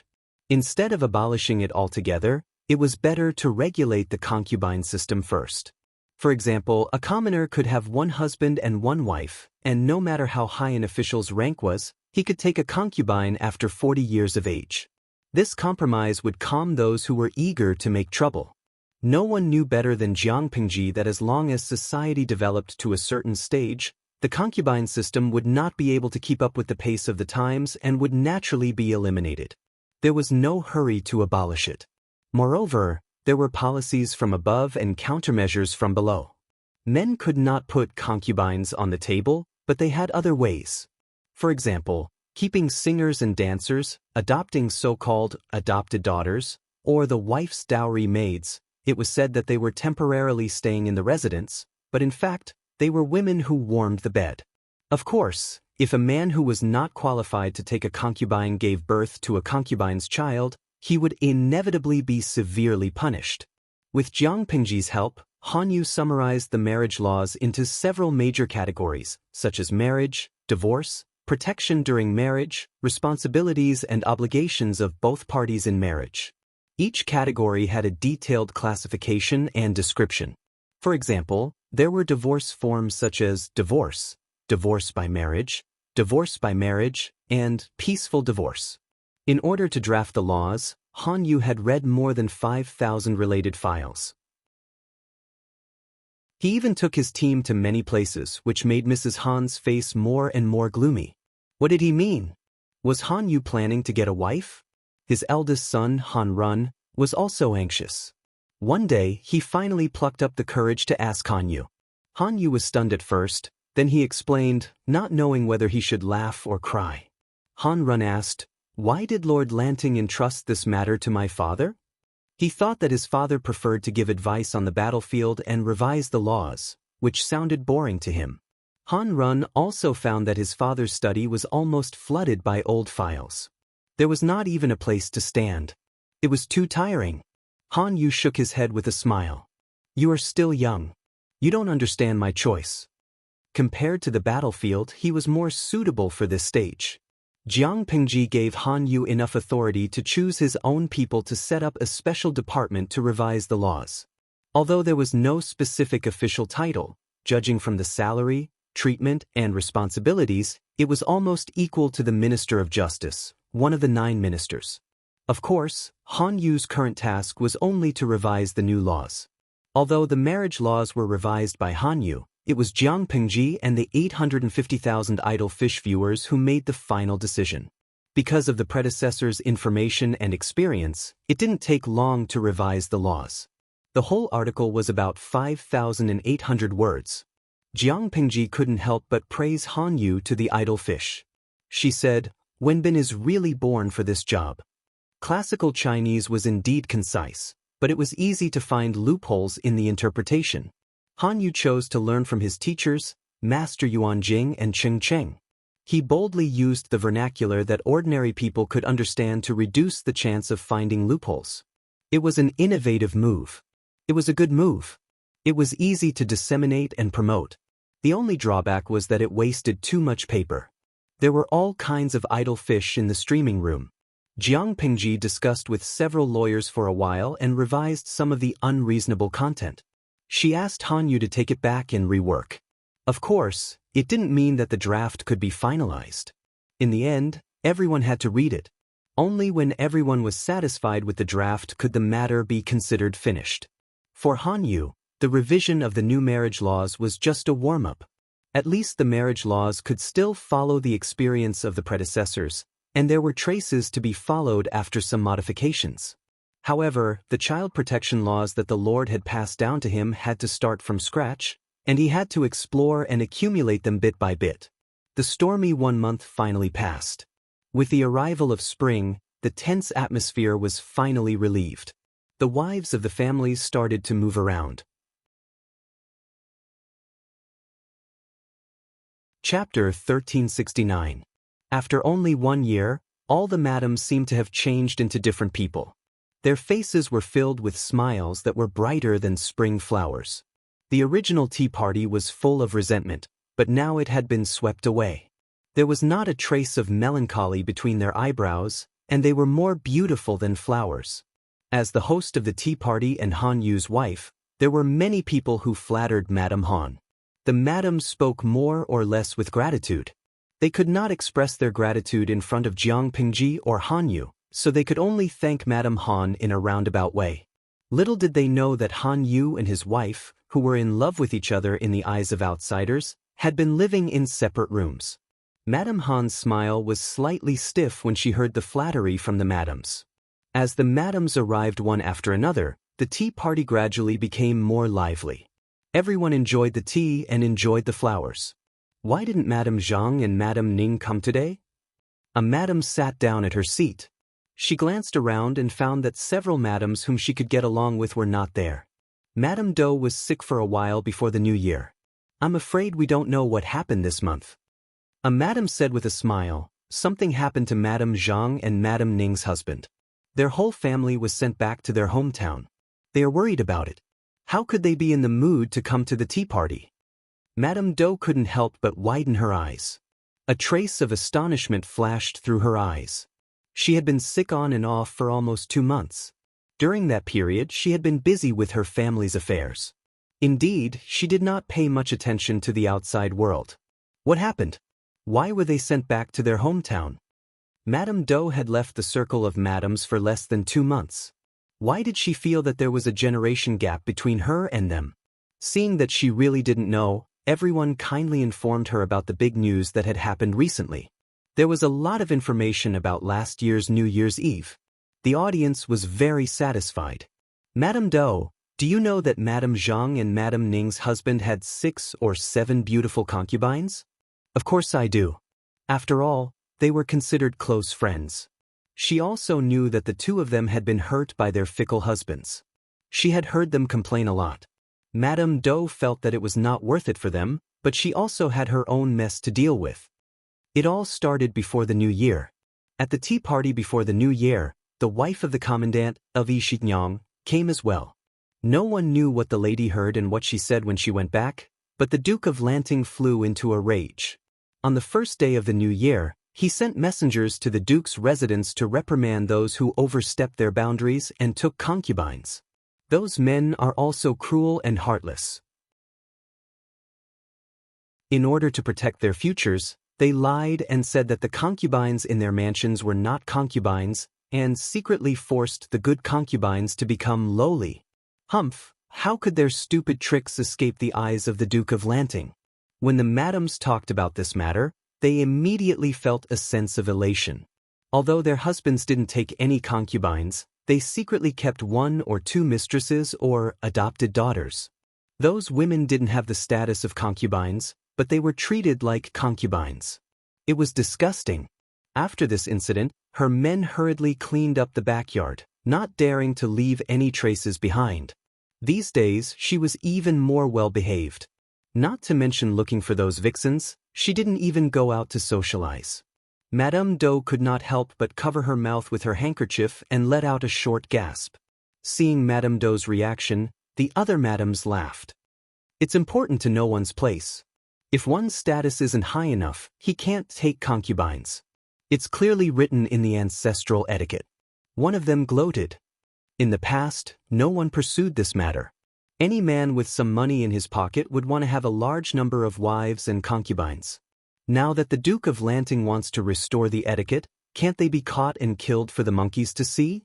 Spoiling concubines and killing their wives, overstepping their boundaries, and forcing good women to become prostitutes. These three crimes are punishable together. Even an Iron Man would have to peel off a layer of skin. Now, the Duke of Lanting is only banning the 3 generations of his family from becoming officials and sending the whole family back to their original homes. This is already an act of mercy by the Duke of Lanting. The Duke of Lanting is a woman after all. He's too soft-hearted. Another madam rolled her eyes in dissatisfaction and said in a treacherous voice, "In my opinion, those annoying vixens should be sold off and put an end to their troubles. Anyway, they've already become lowly citizens. That's what they deserve." Yet the Duke of Lanting wants them to return to their original homes. They're obviously vixens. It's fine if they aren't punished, but they're allowed to leave with the Baiquan silver and regain their freedom. These vixens have a good life. The madams nearby could not help but move further away when they heard this. The tea party was a public event. She had blatantly expressed her dissatisfaction with Jiang Pingji. Did she despise her husband for living too long? Madame Dou reluctantly sorted out the cause and effect. She was secretly speechless. She had been wondering why her husband, who hadn't come to her room for years, was resting in her room every day. Not only did he show concern for her 3 times a day, but he also played the role of a good husband in front of others. He even said he wanted to draw her eyebrows in the morning. It almost disgusted her. It turned out that her husband was so concerned about her, an old woman, because of this? A trace of disgust flashed through Madame Dou's heart.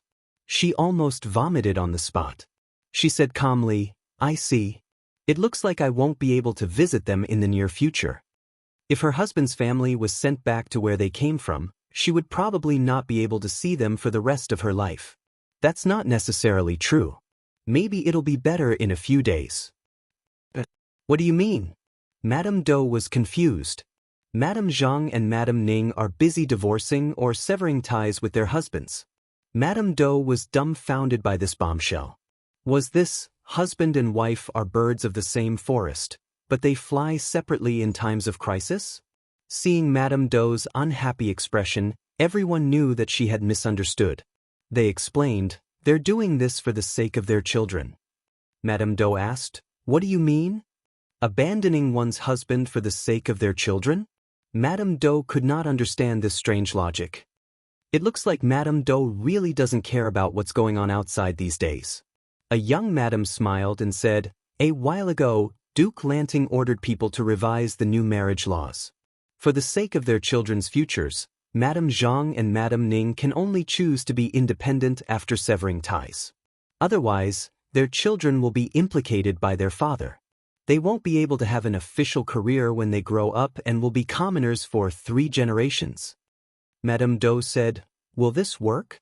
If Duke Lanting orders to punish the 3rd generation, he definitely won't allow them to take advantage of this loophole."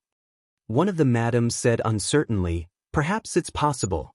After all, the madam at Chang and Alley succeeded. The madam at Chang and Alley was a famous figure in the circle of madams. Of course, it wasn't a good reputation.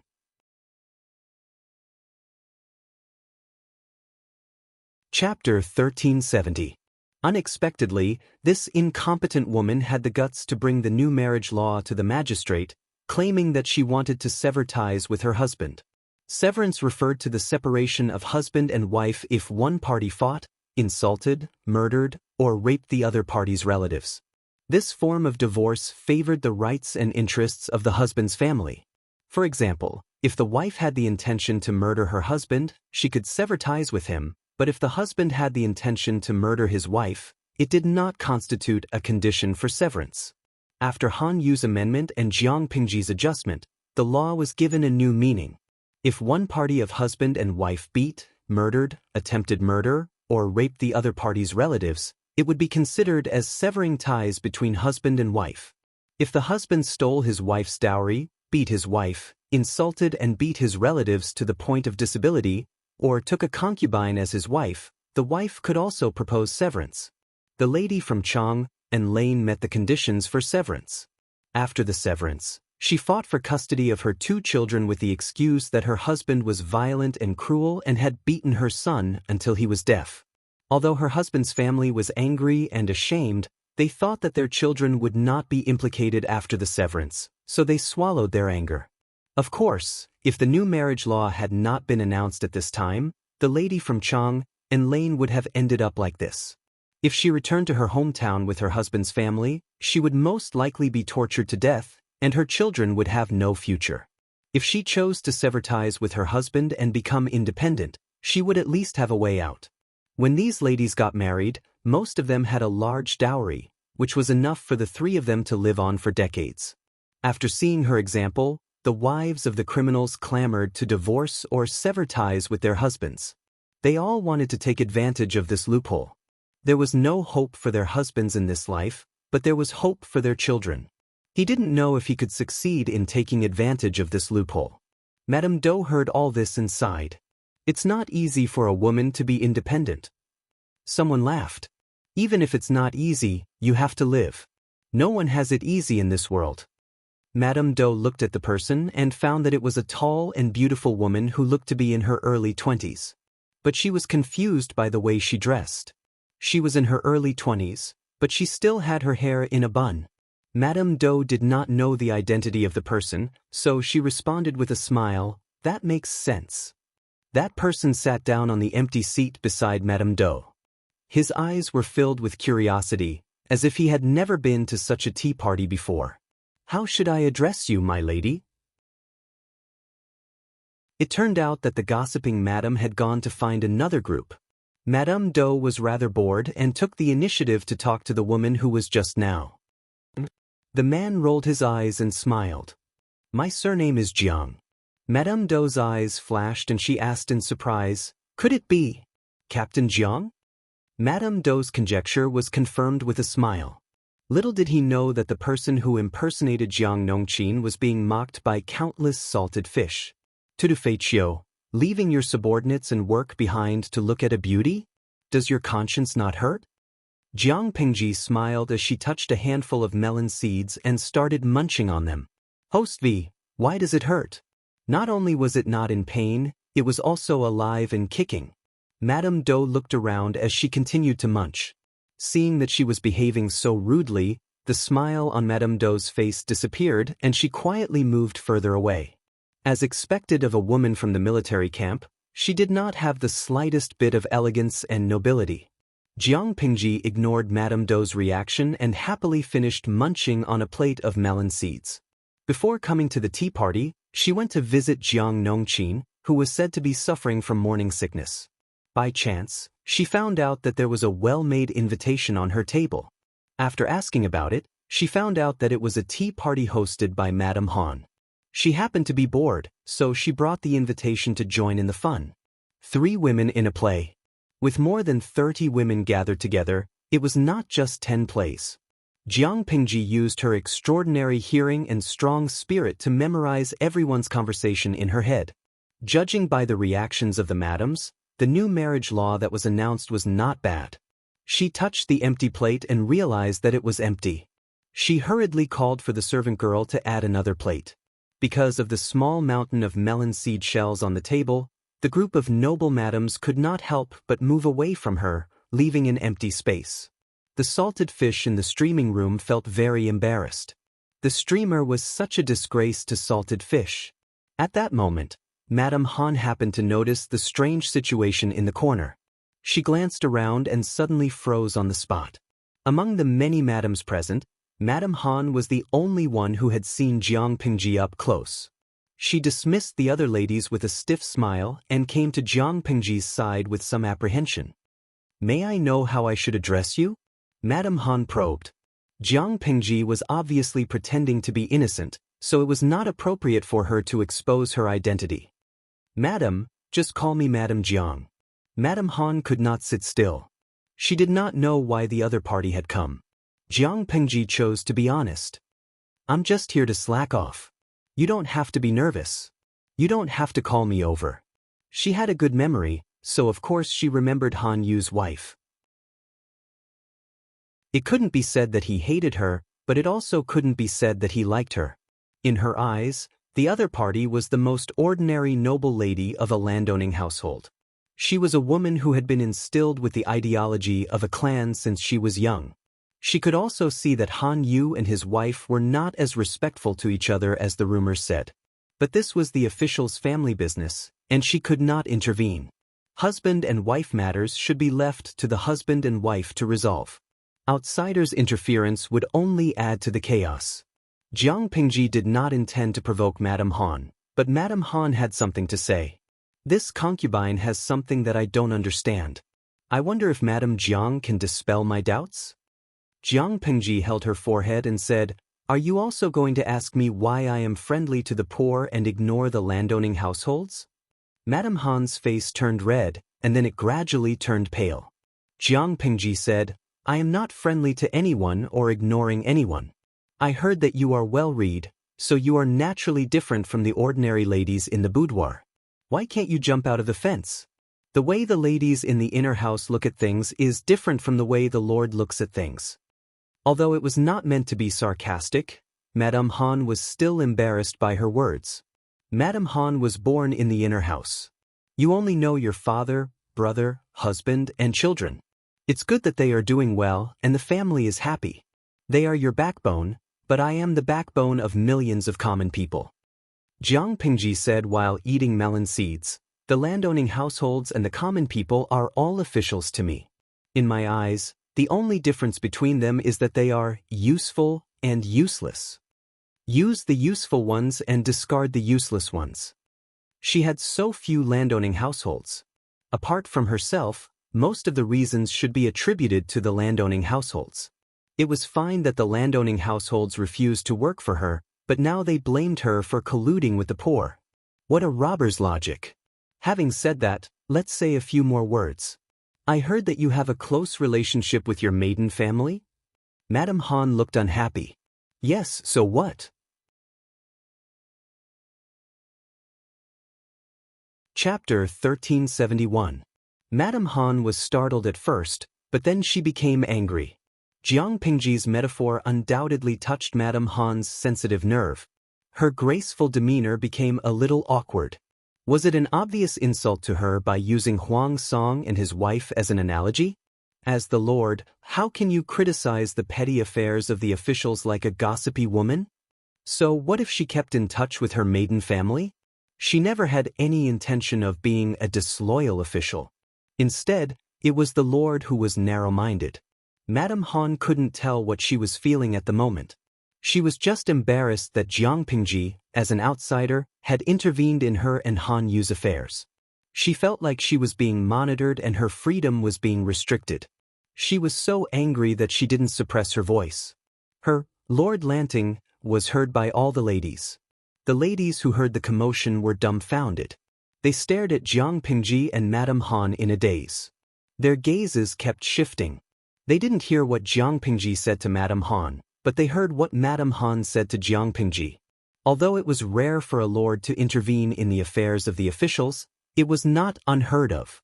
For example, Huang Song used to like to send beautiful women to his officials.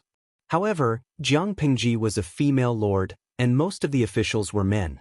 Once she intervened, it would be awkward and ambiguous.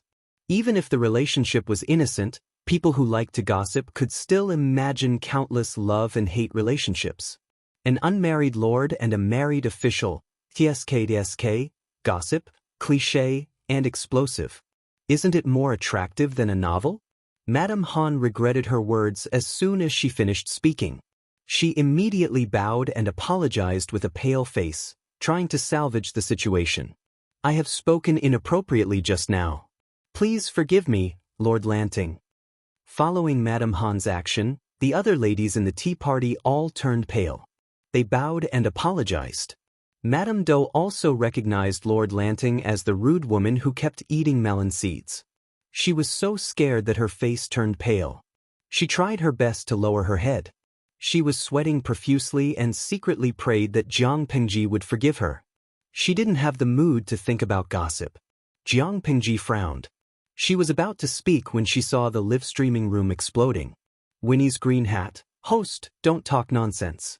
Based on my years of experience watching palace dramas, if you don't handle it well, there might be a scandal. You have to distance yourself from Han Yu as soon as possible.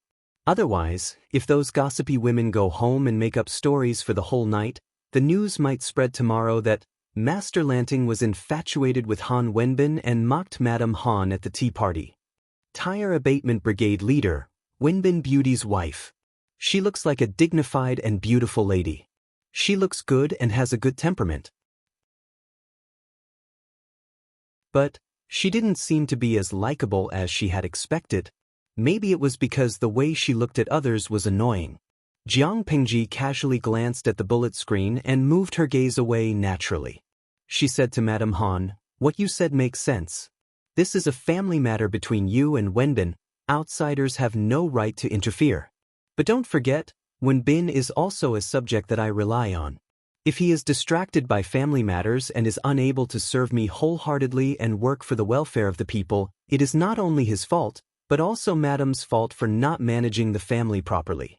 As the saying goes, when a husband and wife are united, they can cut through gold.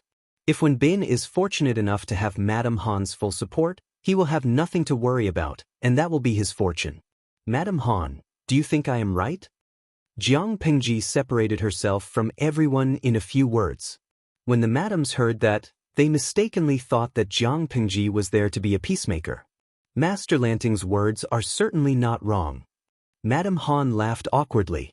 She looked a bit reluctant. Jiang Pingji asked her and the other madams to stand up and left after a while.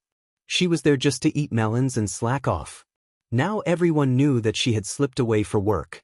Jiang Pingji's presence there was like a class teacher watching over the students' evening self-study. Everyone was silent.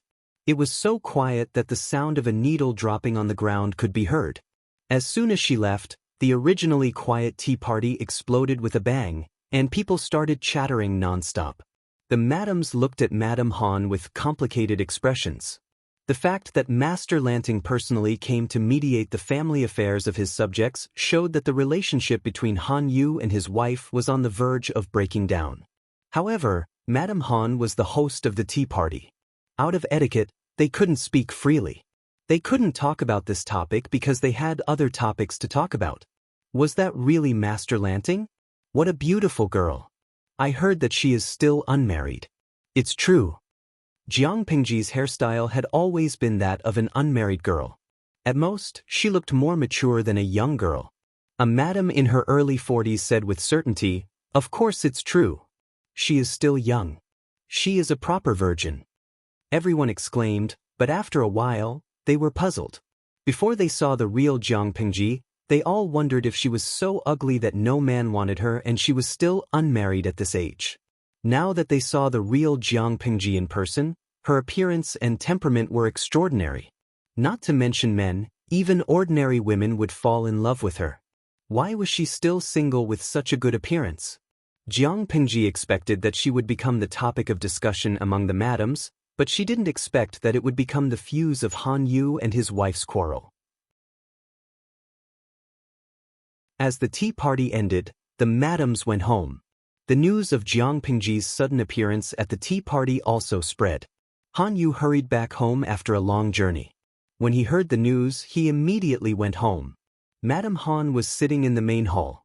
The outline of her profile was flickering in the dim candlelight. The crackling of the candlelight could be heard from time to time. She said sarcastically when she saw Han Yu come back, "Lang Jun hasn't come back for 6 days. I accidentally offended Master Lanting today, so you came back in a hurry?" Han Yu stopped halfway through the door when he heard this. His nervousness turned into suffocation in his chest.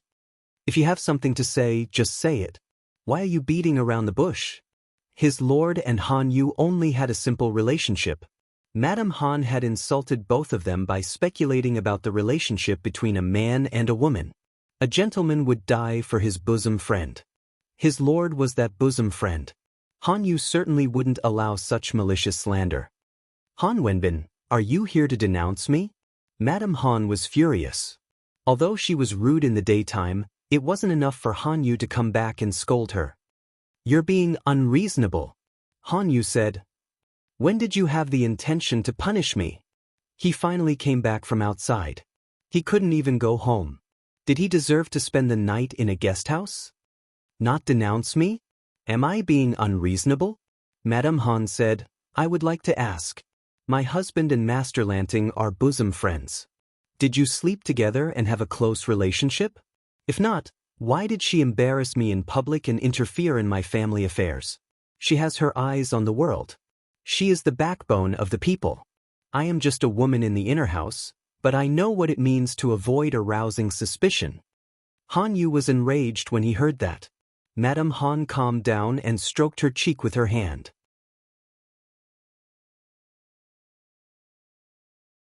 Chapter 1372. First, he sent his son to the Golden Scale Academy from the family school despite her objection and let his son and daughter go with him. He was good to his son and daughter, but he was unfair to her ruiner. How could a concubine's son and daughter have such good fortune? Madame Han couldn't help but say these words. Her face was full of hatred and jealousy. Han Yu said, Since you have a grudge against me, why did you get yourself into trouble that year? After he got married, he handed over the 2 maidservants who had served him to her and told her to settle them down. He gave them a generous sum of money to remarry. It was obvious that she refused his proposal and even made them his concubines after his eldest son, Han Run, was born. If Madame Han hadn't asked someone to stop the concubine soup, the concubine's son and daughter wouldn't have been born. Men are fickle since ancient times. They say one thing but think another. Lang Jun obviously wants to keep them. How dare I not do as you say? Madame Han said, I also know that Lang Jun is not infatuated with women. It's better to have 2 beautiful, obedient women in the backyard than Lang Jun learning from those dissolute wastrels and sleeping with women every day, isn't it? If Lanting Duke was me, would Lang Jun still be so fickle? Han Yu said angrily, You are getting more and more ridiculous. What does this have to do with the Lord? Even if he was jealous, he should follow the basic rules. Madame Han saw Han Yu's fierce reaction and her heart turned colder. She couldn't control her calm demeanor anymore. Han Wenbin, you bastard. That night was destined to be a sleepless one for the Han family. Han Run prepared for the next day and reviewed the key points during the day. He was about to fall asleep when he heard hurried footsteps. Lang Jun, something bad happened. Master and Madam are fighting. Han Run was yawning tiredly. When he heard this, he almost choked, and his drowsiness disappeared. What? Han Run exclaimed in shock. Who's fighting with who? The housekeeper said, Master and Madam are fighting. Han Run opened his eyes wide in shock. He really couldn't associate his gentle wife and his dignified mother with fighting. Why couldn't they just quarrel? Why did they have to fight? Han Run regained his composure after a long while. He hurried all the way to the main courtyard. Before he could even get close to the main gate, he heard a series of clanking sounds. He could still vaguely hear his mother's strange and sharp argument. Han Run was very anxious, but he didn't dare to push open the main gate. His mother was an extremely proud and strong-willed person. She would rather die than let others laugh at her, even if it was her son. Just as he was feeling anxious, the front door suddenly opened. Han Run saw his father's clothes in disarray, his hair disheveled, there were a few bloodstains on his cheek, and his eyes were black and blue. He cut a sorry figure. Han Run was just about to speak, but his voice was stuck in his throat. No matter how hard he tried, he could not spit it out. Han Yu looked down at his son and said, Go in and persuade your mother. I'm going to stay with your Uncle Wei for 2 days. Han Run nodded numbly as he watched his father's back gradually disappear. He heard his mother's cries grow louder. Han Run had seen his mother cry, but no matter how sad she had been, she had always maintained a dignified demeanor and had never been rude in front of others. But now, Han Run thought his father had lost control and hit his mother, but when he entered the room, he found that his mother's clothes and hair were a little messy, but there were no external injuries. Of course, Han Yu had never thought about fighting back. He had been chased and beaten the whole time. Mrs. Han said in a hoarse voice, Run. Han Run answered, Mother, your son is here. Mrs. Han hugged her son and sobbed loudly. On the other side, Han Yu changed into a clean set of clothes and told the housekeeper to warn the servants. Then he went to find Wei Ci. Wei Xi didn't expect Han Yu to visit him so late at night. He was scared by Han Yu's big face. "You," Han Yu said, "your sister-in-law scratched me." "Oh," Wei Xi said with a smile, "the grape trellis fell." Han Yu didn't want to argue with Wei Xi's mischievous character, so he asked him directly. "A long time ago, Xixiao reminded me to be careful of my wife's family. I'm not sure if you can be more specific." Han Yu and Wei Xi were not only brothers, but also classmates for more than 10 years. Of course, the two of them were very familiar with each other. Wei Xi wouldn't have said that if he wasn't 100% sure. There must be some inside story here. Wenbin also knows that I have learned some skills from the outside world, and I can peep into the secrets of heaven by chance. Wei Xi sighed and said, "I didn't dare to say it in detail before, for fear of offending the secrets of heaven. But now I don't. The Lord will ascend to the throne in the future, but Wenbin's wife's family is a burden." Han Yu was puzzled. Although my father-in-law is extreme, he is not someone who doesn't know how to adapt to the circumstances. He really didn't understand why Wei Xi wanted to be a burden. Adapting to the circumstances doesn't mean that I'm not greedy. Wei Xi said, "What if Wenbin's wife's family and other aristocratic families intend to overthrow the court and change the throne? To support a puppet emperor to ascend the throne, not only will my sister-in-law be involved, but Wenbin and his eldest son, Han Run, will also die here." For the officials, a wise and assertive emperor was not a good thing. Han Yu's face turned pale after hearing that, but he quickly figured out the key point. When the Lord ascends the throne, it is necessary to reorganize all the industries. The most important one is the salt and iron industry. "Wenbin, do you still remember how your sister-in-law's wife's family made a living?" Wei Xi reminded him again. "If the Lord wants to take back the salt business, won't it affect the foundation of that family? Taking people's money was like killing their parents. How many aristocratic families would oppose the emperor's action?" Han Yu's wife's family was not the only aristocratic family that had tasted the sweetness of this industry. Who would be willing to let go of it easily? Just as the emperor said, the chaotic times had fostered the ambition of these people, making them forget their original intentions one by one. The salt and iron industry were originally monopolized by the government. If the people were to smelt and boil the salt, they could accumulate millions of wealth in an instant and create a powerful force. However, there would be a huge gap in the country's taxes. When the crisis came, how could the country resist the risks and crises? Han Yu was sweating profusely after listening to just a few words. "Try to persuade my sister-in-law. If you can't persuade her, it's better for her to divorce. If she doesn't sever ties with her family, you won't be able to escape death. It was better to destroy 10 temples than to ruin a marriage." Wei Xi didn't want to persuade Han Yu and Mrs. Han to divorce unless he had no other choice. Han Yu was struggling inside and asked Wei Xi, "What you've said, is every word true?" Wei Xi nodded. Han Yu seemed to have lost all his strength. He looked a lot more dispirited. "When it's time to make a decision, it's not only for you, but also for the family." In his previous life, Han Yu's wife and eldest son were involved in the conspiracy to usurp the throne. Naturally, Han Yu couldn't escape. If the emperor wanted to protect Han Yu, she couldn't punish the others severely. She could only deal with them gently. In order not to put the emperor in a difficult position, Han Yu committed suicide by swallowing gold. He claimed to the public that he committed suicide to escape punishment. The huge Han family fell apart.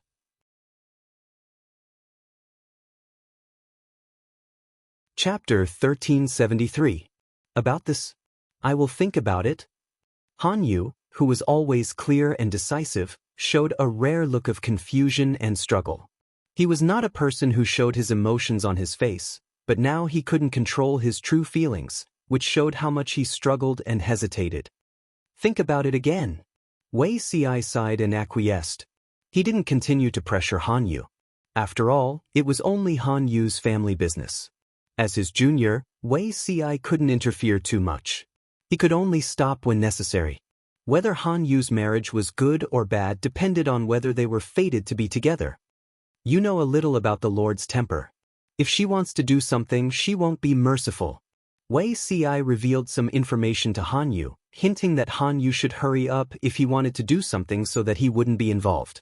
In the previous life, the emperor didn't take back the salt and iron business until after the founding of the country. There were so many variables in this life. Jiang Pingji had targeted Han Yu's family too early because of Wei Ci's influence.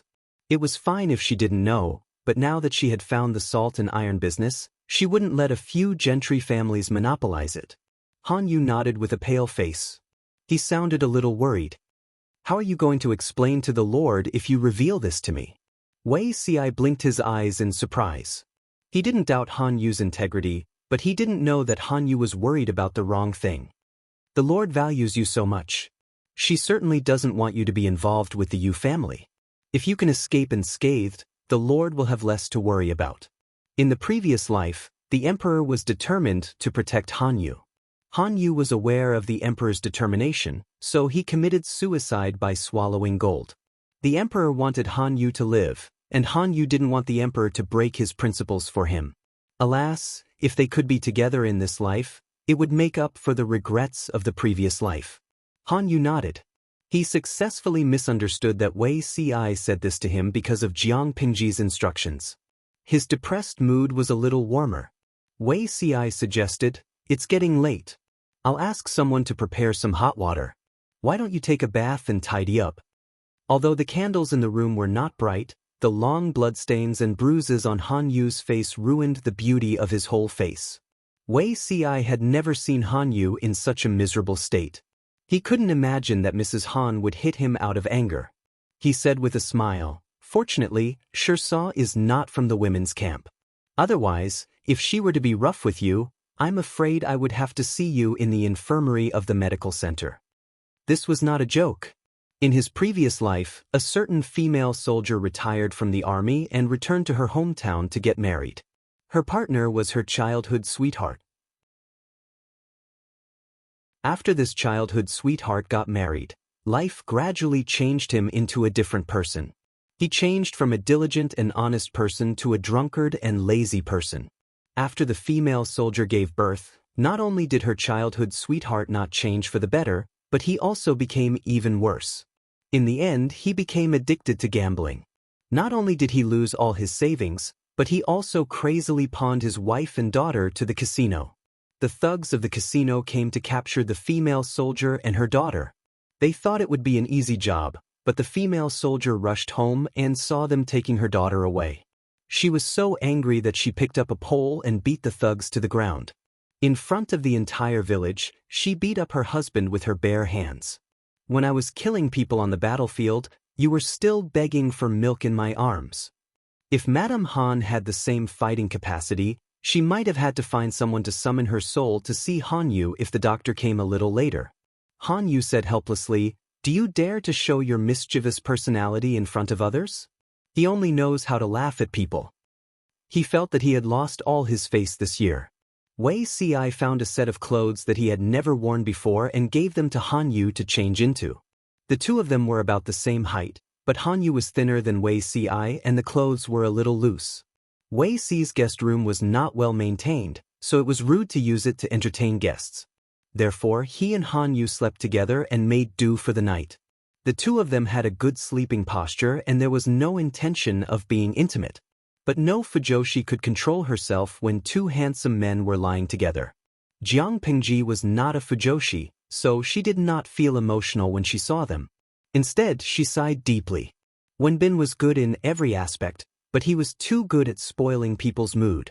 Jiang Pingji jumped nimbly and flipped over the roof silently. She heard a sound from the tip of her ear.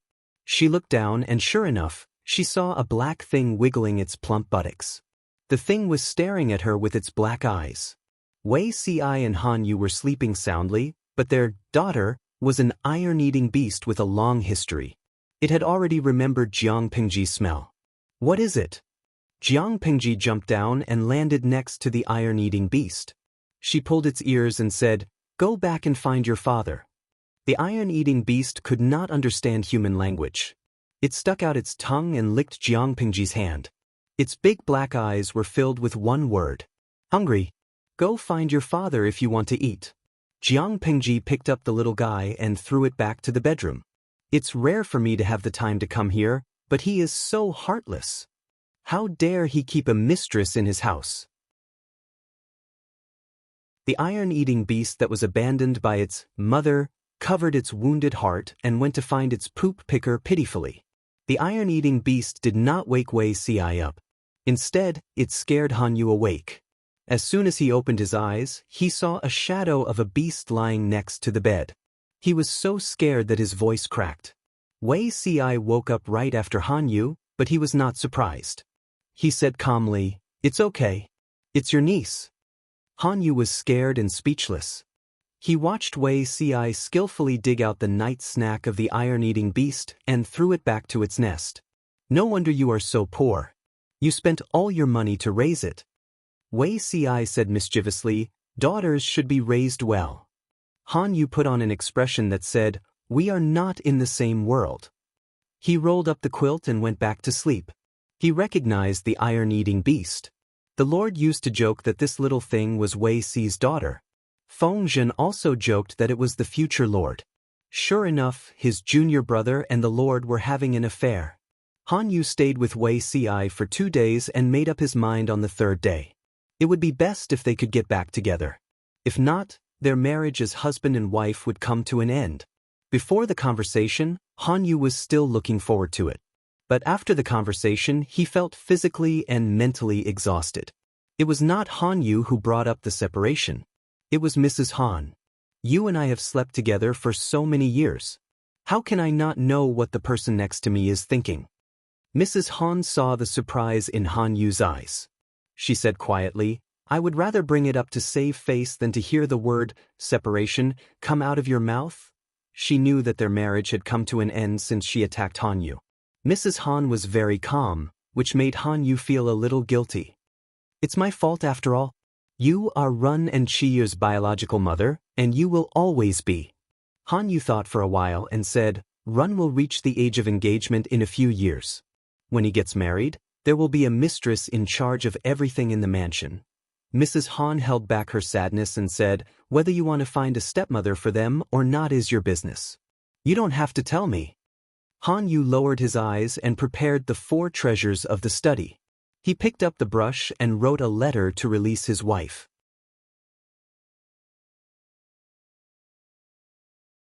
Chapter 1374. Han Yu and his wife had divorced. The news shocked the entire circle of noblewomen. Everyone was talking about it, and they couldn't help but imagine a few dramas.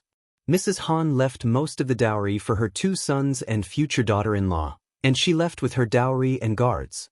After she left, life in the Han mansion went on as usual, but the rumors outside were extremely unpleasant. Han Run couldn't help but ask Han Yu. "Rumor has it that father forced mother to leave because he had an affair with Duke Lanting. Is this true?" Han Run certainly didn't believe it, but he couldn't help but waver when so many people said the same thing. Han Yu was busy with his work. He put down the pen in his hand and asked calmly when he heard his eldest son's question. "Where did you hear that?" Han Run said, "That's what people say." "Even the elders in the mansion?" Han Yu asked him, "Do you believe it?" Han Run bit his lip. He was terrified in front of his serious father and shook his head slightly. "You are the eldest son of your mother and father, and you will be the pillar of the family in the future. Do you think the rumors and slanders in the streets and alleys can blind your eyes and affect your judgment?" Han Yu wasn't as calm as he used to be. His voice wasn't heavy, but there was a sense of majesty in his words that made Han Run afraid. "Do you know how these rumors came about? How did they get into our mansion?" Before the divorce, Han Yu treated his eldest son as a child, and his words and attitude were somewhat indulgent. After the divorce, he regarded his eldest son as an adult, one of the men who was responsible for the whole mansion. If Han Run was always so easily deceived, it would be a waste of his years of teaching. Han Run didn't dare to look directly into his father's eyes, and his eyes were evasive. "Father, I know I was wrong, but is there really no inside story about mother and father's divorce?" "Of course there is inside story." Han Yu asked his eldest son, "I can tell you, but can you bear the responsibility?" Han Run's little face was pale, and he hesitated for a long time before he nodded heavily. "Father, please tell me." Han Yu looked down and said, "Do you know what kind of business your grandfather runs?" Han Run shook his head. He really didn't know. Han Yu told him, "Your grandfather's family runs the illicit salt business. I don't have to explain too much to you. You should understand what illicit salt is." When Han Run heard this, the color drained from his already pale face. "Your maternal family is unwilling to relinquish power, so I can't do anything about it." Han Yu looked at his son and said, "Not only that, but they also seized the land by force, expanded the salt pans, and cooperated with several local gentry families to rake in countless ill-gotten gains. The Lord had previously sent messengers to sound out your grandfather and the others. Not only did they have no intention of handing over the illicit salt business, but they even obstructed the emissaries' investigation time and time again. After Han Yu and Mrs. Han left, Jiang Pingji noticed that he was in low spirits, so she made a special trip to talk to him. It was only then that Han Yu realized how dangerous his family situation was. The Yu clan's death wish was bigger than he had imagined. "I was worried about you at first, but now that you've separated from your wife, I don't have to worry anymore." Jiang Pingji was a practical person. She had already noticed Han Yu's Yu clan when Wei Ci revealed to her the ending of Han Yu's previous life. After a year of in-depth investigation, Jiang Pingji had already thought of more than 10 ways to take advantage of the fat sheep. She had also secretly done some tricks. The reason why she hadn't really taken action was that she was afraid of Han Yu and didn't want to hurt the innocent. Now, she could finally sharpen her knife to take advantage of the situation. Han Run was still young, but he knew that salt was a highly profitable industry that concerned the people's livelihood. When the country was divided, his grandfather took advantage of the chaos to get involved in the salt business. Now that Dongqing was more or less stable, he still refused to let go. He was tired of living and wanted to hang himself. Han Run couldn't help but swallow his saliva. He finally realized the importance of the matter. What if the Lord of Lanting wants to take action against my grandfather's family? What about my mother? It was easy to imagine the situation of a woman who married and then divorced. Han Yu patted his son's shoulder and said earnestly, "You and are her sons, and also her last resort. Our relationship as husband and wife has come to an end, but your relationship as a mother and son is not over. Whether she will be good or bad in the future depends on you and your brother's luck." Han Run felt that the weight on his shoulder was extremely heavy. When he thought about his previous thoughts, he felt even more ashamed and wanted to find a hole to hide himself in. What was the difference between him and the Lord of Lanting when he speculated about the relationship between his father and the Lord of Lanting? He was not even as good as those shrews. The rumors about Han Yu and Jiang Pingji were naturally spread by the noble ladies at the tea party. After all, the divorce between Han Yu and his wife happened after that tea party. Jiang Pingji didn't do anything to them. Instead, she brought their husbands over and scolded them harshly. They couldn't even manage the inner chamber well. They allowed their wives to spread false gossip everywhere. Were they incompetent or not? Was it because they had too little work on their hands, so they were all bored out of their minds? They were ignorant and stupid. What vision could those stupid wives have? Most of their children were short-sighted. Jiang Pingji scolded them. The husbands who were scolded went home and reprimanded their wives. Before the wives could cry and shout that they were wronged, Jiang Pingji's messenger came to their door. She organized a popular science class and required the wives to attend 2 classes every 7 days. Each class lasted half a day. After the class, they had to write their reflections. If they had the time to attend tea parties, eat melon seeds and gossip, they might as well use it to enrich their brains that were stuffed with hay, to gain knowledge and broaden their horizons. For a while, the tea parties disappeared from Xiangyang district. The wives in Wanzhou and other places also reduced such activities. Jiang Pingji had completely forgotten her dark history of sneaking to tea parties to eat melon seeds while she was working. However, she was the Lord. Her subordinates didn't dare to remind her at the risk of being slapped. The slap from the wives was a caress. At most, the face would be swollen. The slap from the Lord was an invitation from the king of hell. His head would fly to the sky. After a series of swift and decisive measures, the gossip disappeared without a trace. Jiang Pingji snorted. She stroked the stiff fur of her daughter and said, "It's because she needs to be taught a lesson." Wei Ci sighed softly. The frequency of the Lord's night raids had increased a lot recently. "How do you plan to deal with those families, my lord?" The salt pans still had to be taken back, but it was a profiteering business after all. Forcefully seizing it would inevitably cause criticism. After all, his lord hadn't ascended the throne yet. "I can't use the crime of smuggling salt to deal with them. Otherwise, people will think that I'm taking it by force." Jiang Pingji stroked her daughter's fur and fed it bamboo shoots. She said, "They're not united. Besides selling salt, they have other illegal businesses. There are many ways to deal with them. I've governed Dongqing too well. It gives them the illusion that they're in a prosperous era. They've forgotten that it's a chaotic world now. The rules and laws are decided by my fists. If they have the guts, they'll either rebel against me now or admit defeat." If it weren't for the reputation that Wei Ci yearned for, Jiang Pingji would have sent people to force them.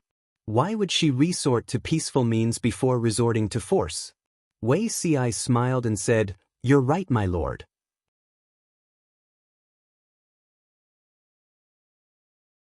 Chapter 1375. Madame Han's family name was Tao. Although her family was not as rich as the Fangs, it was much richer than 10 Fangs. The Tao's genealogy could be traced back to before the 16 kingdoms, but it was after the establishment of Dongqing. Their performance before that was mediocre. Before the establishment of Dongqing, the ancestors of the Taos had sharp eyes and decisively placed a heavy bet on the founding father of Dongqing. After the establishment of the country, Madame Tao was one of the royal family's confidants. She helped the royal family to monitor the southern salt affairs. After decades, she had accumulated a lot of wealth. Until more than 20 years ago, when 2 emperors of Dongqing made a mess and ignored the court, Madame Tao took advantage of the loopholes and cooperated with the local gentry to control the salt affairs in the southern territory of Dongqing. She did a lot of tricks on the taxes.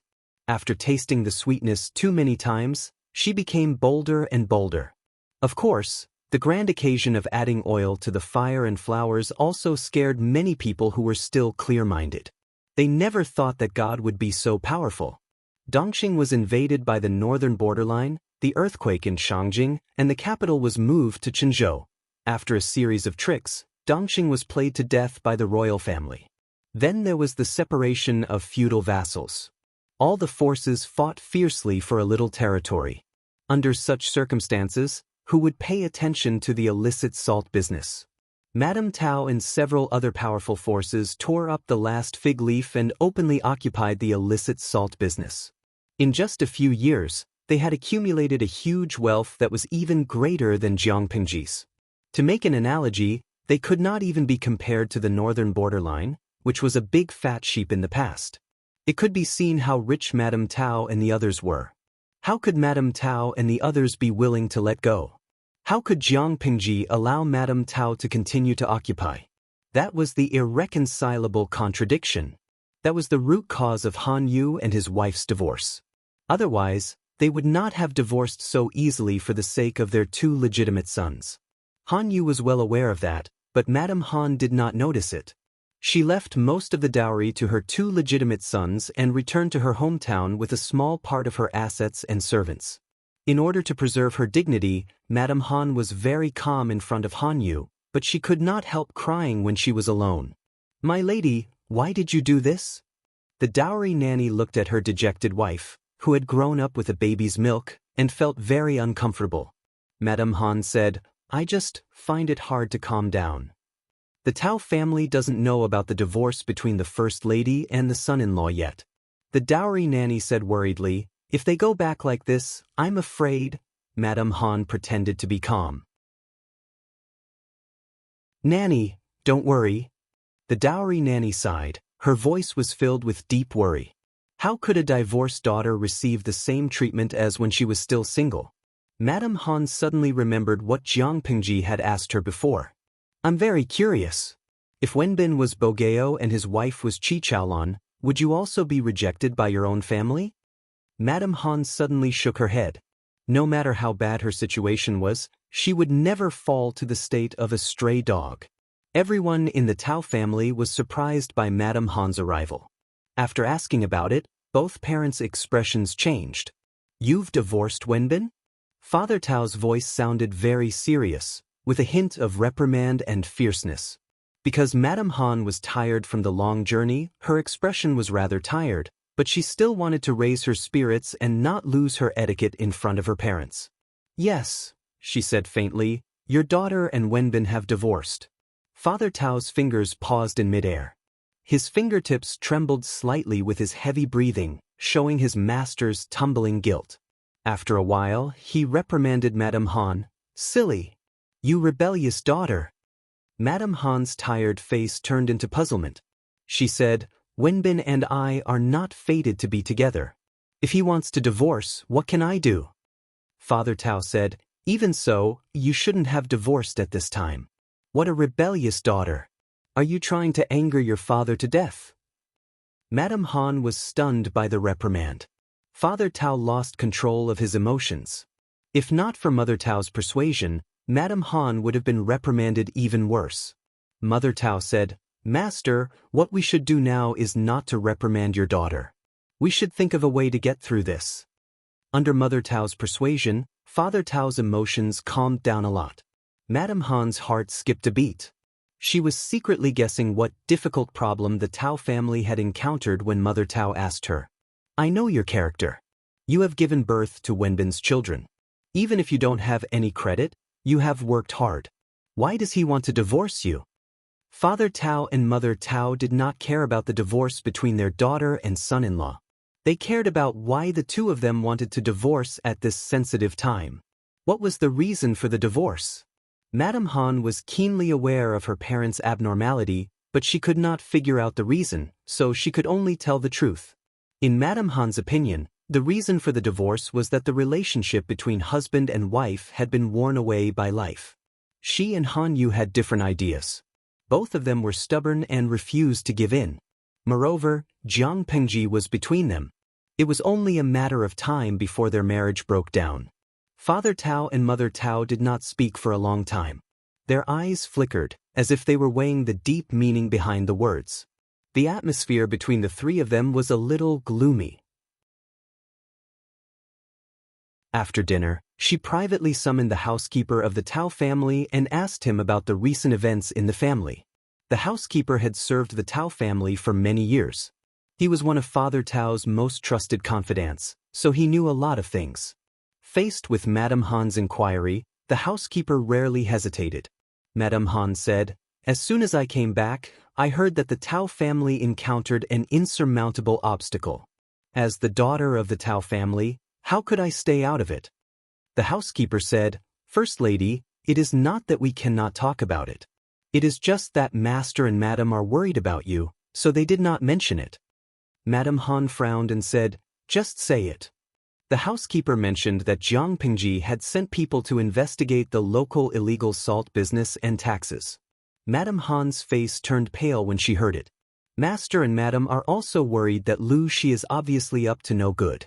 I am afraid that he wants to meddle in the salt business. First Lady and young Master Tao are divorcing at this time. We have to worry that Lu Shi might have heard some rumors and forced young Master Tao to divorce you. After all, Han Yu was Jiang Pengji's trusted confidant.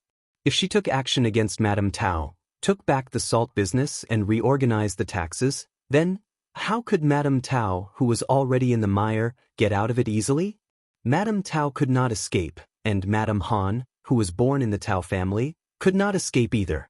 As the Tao family's son-in-law, Han Yu would most likely be implicated. Hearing this, Madame Han's tired face became a bit lifeless. Although salt looked ordinary, it was a necessity for the people in the world.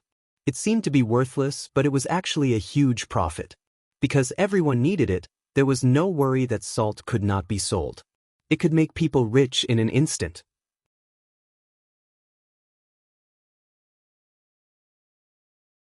Chapter 1376.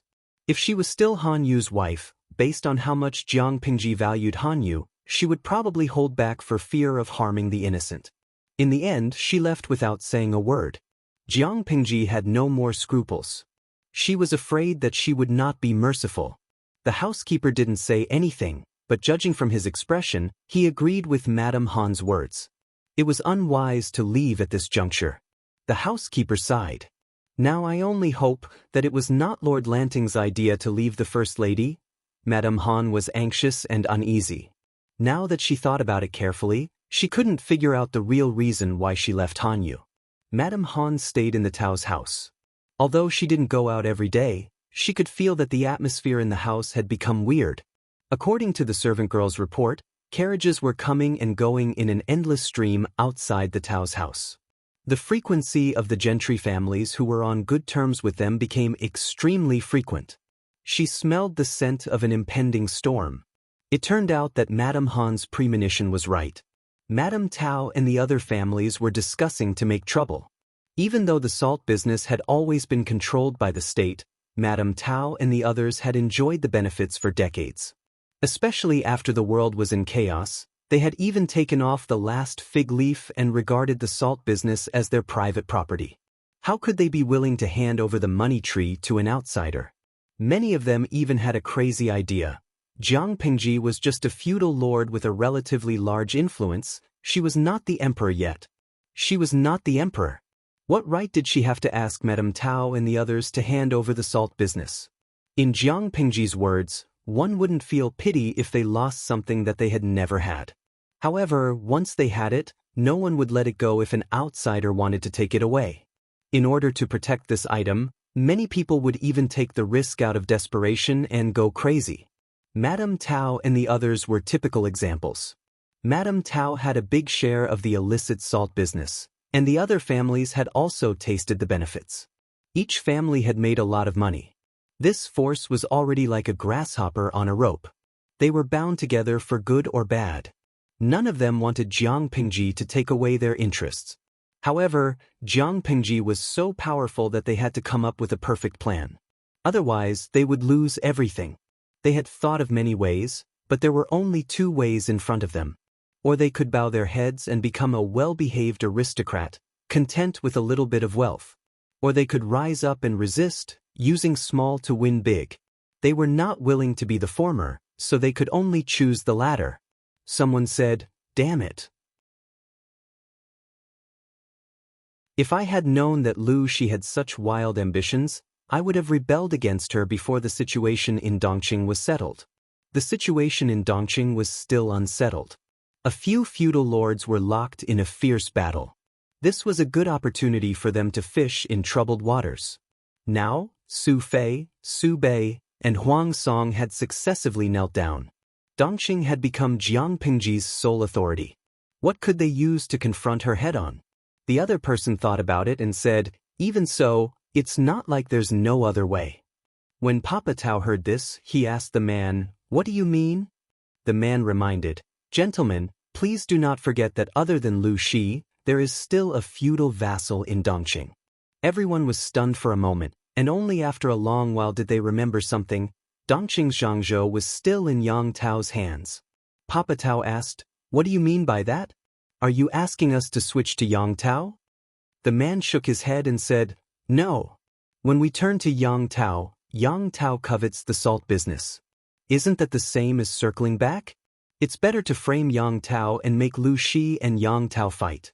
This way, no matter who wins or loses, both of them will be greatly weakened and won't be able to take care of us." They could also take the opportunity to use their savings, recruit soldiers, and expand their influence.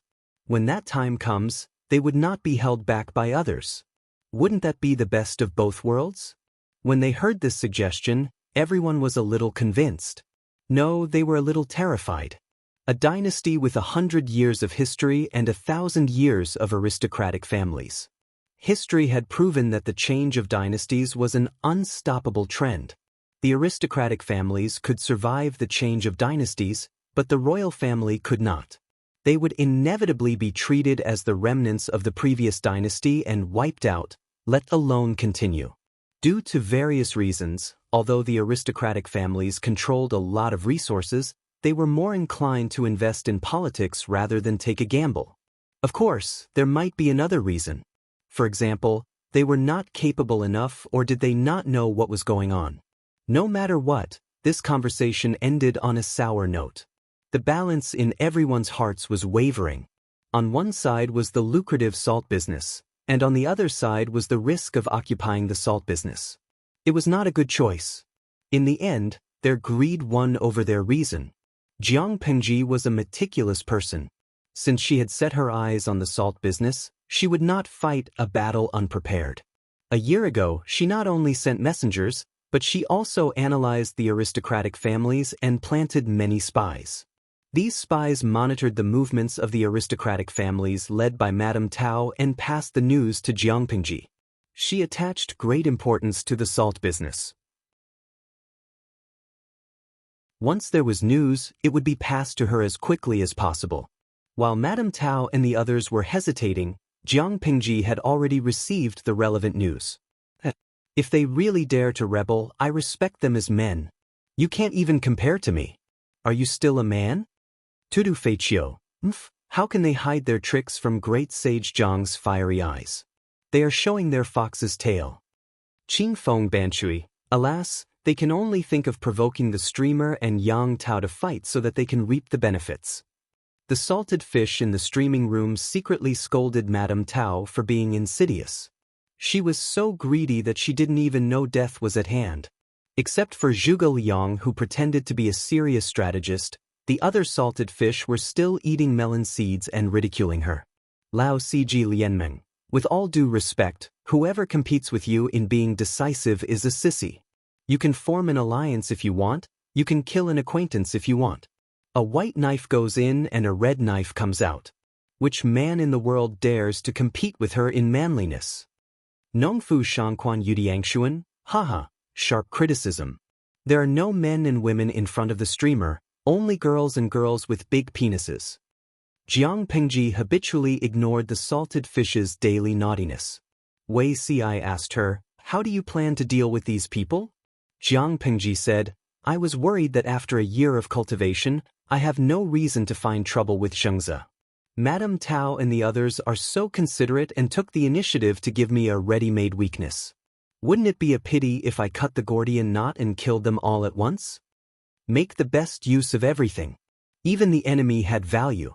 It would be a pity to waste it. Jiang Pengji had been eyeing Yang Tao's Zhangzhou for a long time. However, the previous alliance had ended and there was no suitable reason to kill the alliance.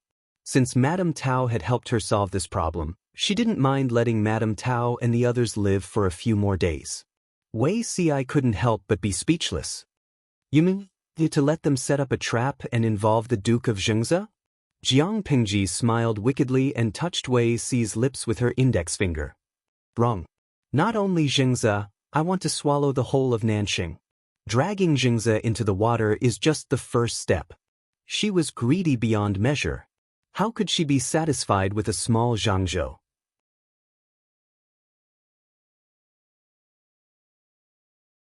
Chapter 1377. Even if Madame Tao and the others racked their brains, they would never have thought that Jiang Pengji would be so cunning. They were still dreaming of being the fishermen who would benefit from the fight between the sandpiper and the clam. Little did they know that while their dreams were plump, the reality was very harsh. When Jiang Pengji told Qiguan Rang and the others about Madame Tao's wishful thinking, Qiguan Rang frowned slightly, and there was some ridicule in his eyes. Qiguan Rang thought for a long time before he could think of a more suitable adjective. Are somewhat naive. Jiang Pengji smiled. They are indeed quite naive. Yang Si chuckled and said, Our Lord has a keen eye. How could she take the bait so easily? Yang Tao was not someone easy to deal with. How could he be so easily schemed against? Madame Tao and the others wanted to sit on the mountain and watch the tigers fight. They really thought too highly of themselves. Do they have the right to sit on the fishing platform? This was still a euphemism. In the words of the salted fish in the live streaming room, Madame Tao and the others had no idea at all. Didn't he take a look at his own capabilities? Did he have the qualifications to boast in front of these two giants? Even Huang Song and the Su brothers hadn't managed to do it, yet Madame Tao and the rest dared to dream about it? Jiang Pengji clicked her tongue and glanced at Yang Si from the corner of her eye. Yang Si was like a spring breeze in recent days. Even though Yang Si had been busy with Han Yu for a few days, he still couldn't hide the pride in his heart. Show off. Jiang Pengji smiled and said, Jing Rong, you are wrong. Madame Tao and the others imitate Jiang Taigong in fishing. I am the fish that is willing to take the bait. If Madame Tao didn't stir up trouble, Jiang Pengji would have to think hard about how to make Yang Tao unhappy. Madame Tao set up a trap for her and Yang Tao, which was exactly what she wanted. Chiguan Rang said coldly, that's exactly what my lord wishes for, but Yang Tao won't take the bait so easily. Everyone had analyzed a few feudal vassals in the past. Those who were led by their lord were mostly ambitious people who had their eyes on the throne. However, there were also lords who were more relaxed, such as Yang Tao. Yang Tao's original intention for the uprising was to avenge his father, Yang Jian.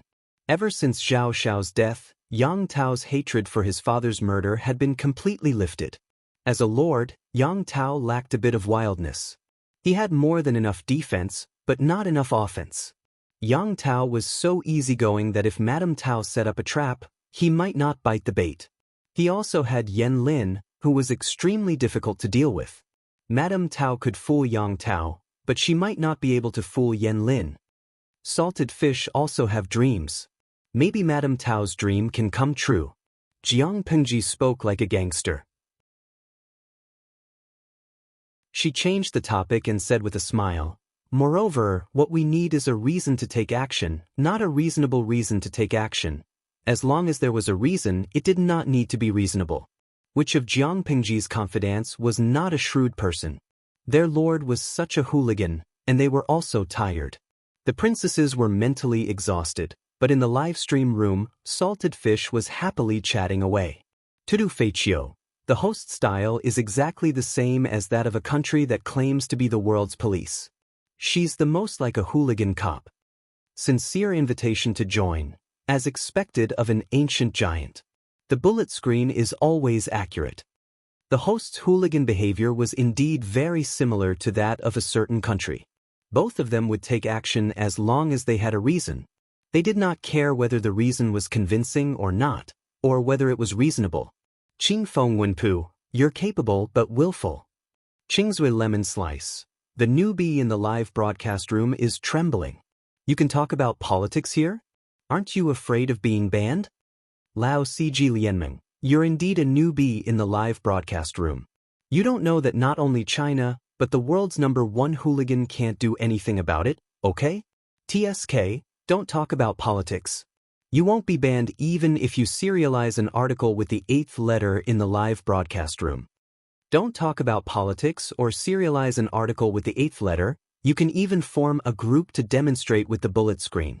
Nongfu Shangquan Yudiangshuan, I don't agree with this metaphor.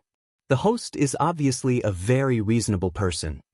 The Salted Fish audience did not want to defame Jiang Pengji, they just expressed their feelings. This topic was quickly drowned out by wave after wave of bullet screen comments. On the other side, Jiang Pengji and the princesses were still discussing.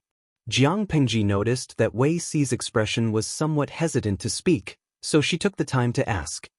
Zi Xiao, do you have a different opinion? Wei Si said, reporting to my lord, I think it's still too early to mobilize the troops. How can we mobilize the troops now? We have to wait until the beginning of spring next year at the earliest. Jiang Pengji shook her head and sighed. The continuous wars have made the people of all the provinces suffer. If we want to mobilize the troops against Yang Tao, we have to recuperate for a year or two to let everyone recover their strength. Even if Jiang Pengji's family was rich, she had suffered a great loss after fighting the Su brothers and Huang Song in succession. In order to increase her income, she set her eyes on the salt business controlled by Madame Tao and the others, hoping to get back at them. If Madame Tao and the others were sensible, Jiang Pengji did not mind them taking the family assets they had previously accumulated and retreating in one piece.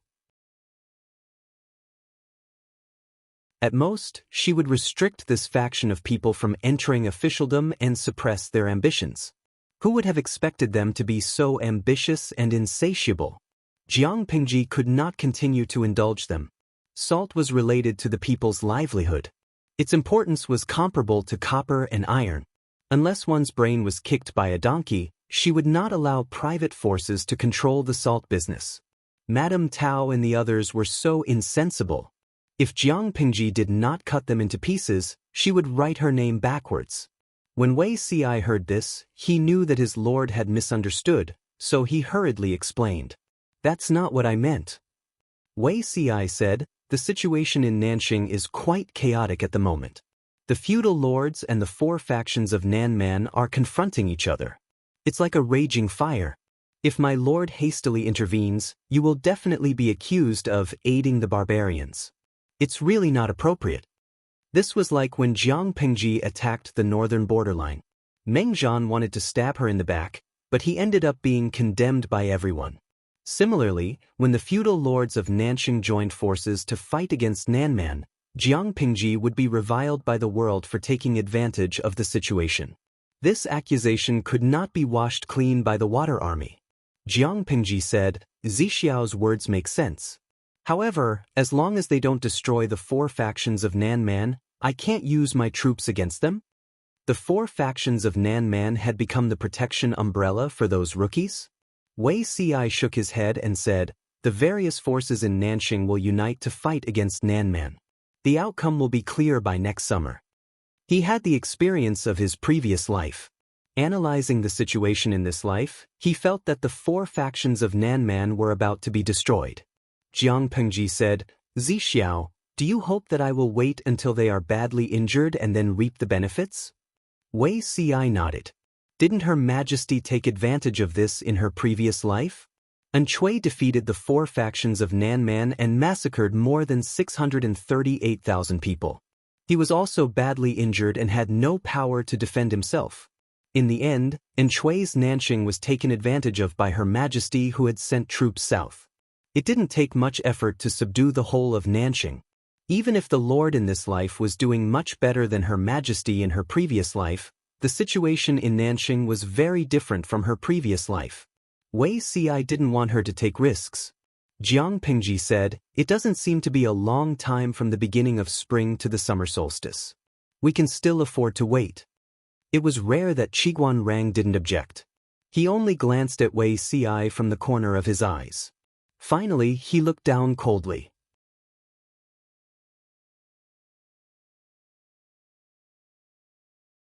Chapter 1378. Sigh. Are we going to let the cooked duck fly away just like that? Jiang Pingji was somewhat indignant. She had already made up her mind to kill Yang Tao, but Wei Ci told her that she could not do it. She was really frustrated. Wei Ci smiled and said, "My lord, you're wrong. I'm not watching the cooked duck fly away. I'm just watching them cook better." Jiang Pingji rolled her eyes and chuckled. "Zixiao, I like what you said." Wei Ci lowered his head slightly and the corners of his lips curled up a little. Qiguan Rang, Yang Si, and a few others who knew the situation looked on coldly and snorted in their hearts. She had kicked over the basin of cold dog food. Jiang Pingji had to adjust her plan, but Madame Tao did not have the same tacit understanding. She was still scratching her head and thinking of stirring up trouble. How could they provoke the relationship between the two feudal lords and make them fight each other? This problem was extremely challenging and stumped a group of people.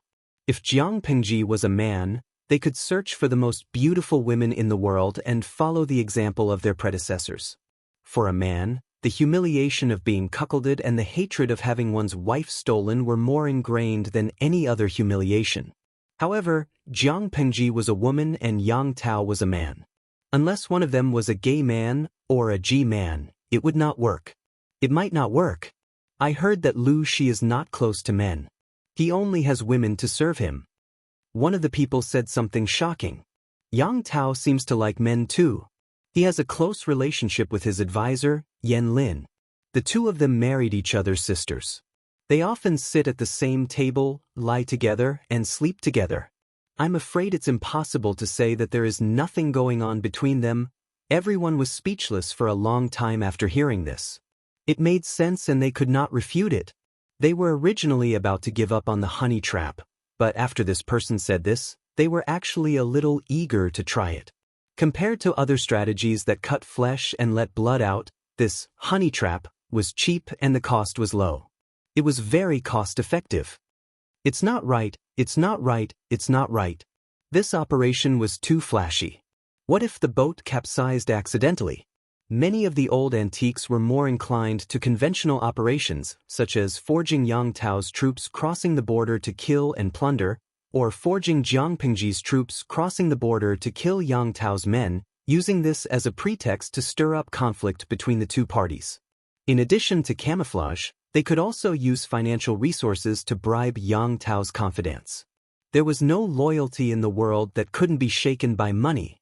Madame Tao had money. As long as they took out enough money, they could naturally win over Yang Tao's confidants. He would first pretend to surrender and betray Jiang Pingji's military secrets. When the time was right, he would betray Yang Tao. Perfect. This was the normal style of double dealing. A honey trap, or something like that, was a disgrace to the culture. Unexpectedly, in the end, it was this honey trap that gained the upper hand.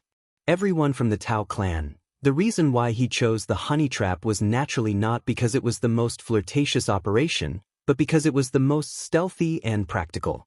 If they followed the conventional method of framing, as long as the leaders of the two parties were not blinded by anger, they would be able to find them very quickly by following the clues. This was too risky. It was better to use a honey trap. There weren't many people who knew about it, so it was easier to keep it a secret. Even if the matter was exposed, he could abandon the beauty at that time, wash his hands clean, and escape unscathed. How exactly would it be implemented? Everyone from the Tao clan locked their gazes on the person who proposed this flirtatious operation. Since you were the one who proposed it, then you should carry it out. What was a honey trap? Nurture rebellious officials to confuse them. Enter a beautiful woman to confuse them. In short, it was to use beauty as a sugar-coated bullet to break down the enemy's will and make them lose the ability to fight. Given that Yang Tao and Jiang Pingji were of different genders and their sexual orientation was a mystery, the conventional honey trap might not work. The honey trap had to be changed. He ordered someone to find the portraits of Yang Tao, Wang Lin, and Jiang Pingji.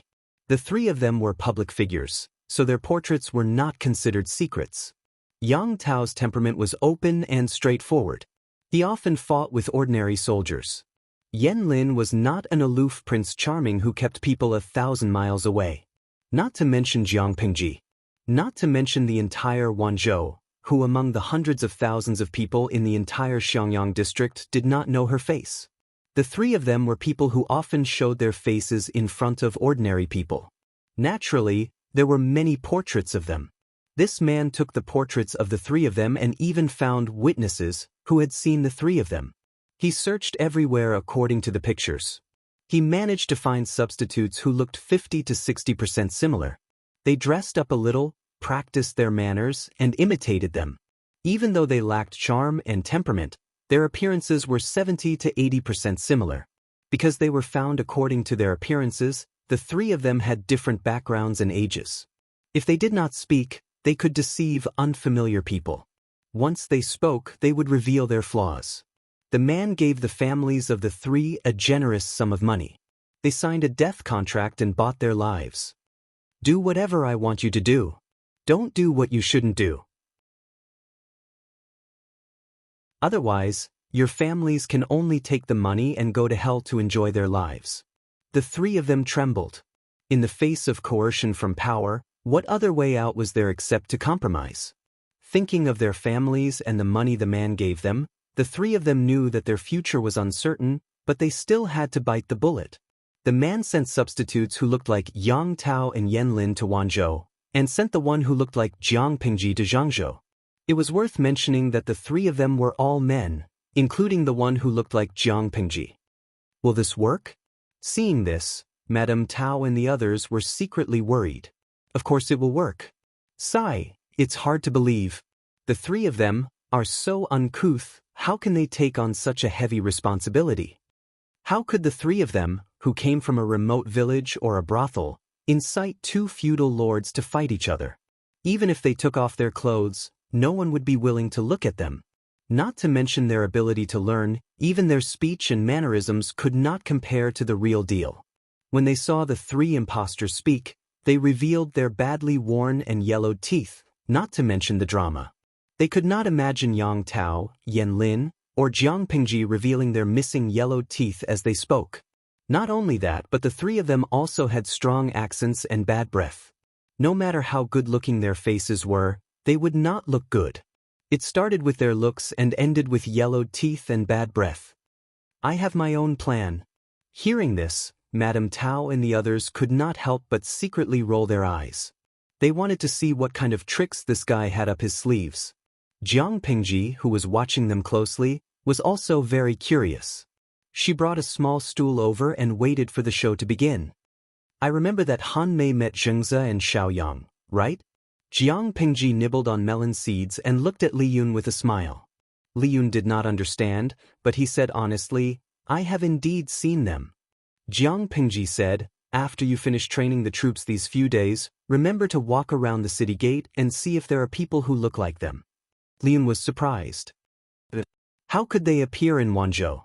Jiang Pingji said, I didn't say they are the real deal. I heard they are high-quality imitations. I just don't know if they look like them. Li Yun did not understand the meaning of real deal and high-quality imitations, so he could only agree in a daze. Whatever the Lord said was the truth. It was rare that she was in a good mood, so he had to coax her more. His Lord was in a good mood and found less trouble. His own one, or could also get off work earlier to accompany him. Sigh, this was probably the tragedy of having two workers. Thinking of Yang Si, he felt much better.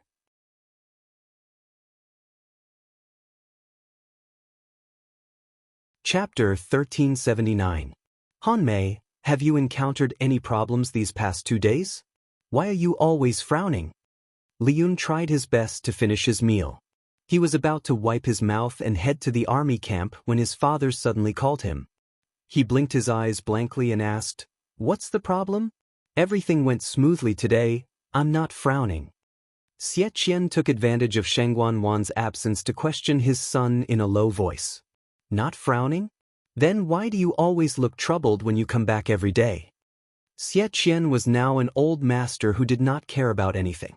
He only cared about enjoying his life. His daily routine was to practice martial arts, take a walk, and teach his granddaughter, Lin Wan. Because the female class of the Golden Scale Academy had to learn the art of body refining, to let his granddaughter win at the starting line, Xie Qian asked for a detailed diagram. He studied it before teaching it to his granddaughter. What was gratifying was that Lin Wan was indeed the descendant of a famous family.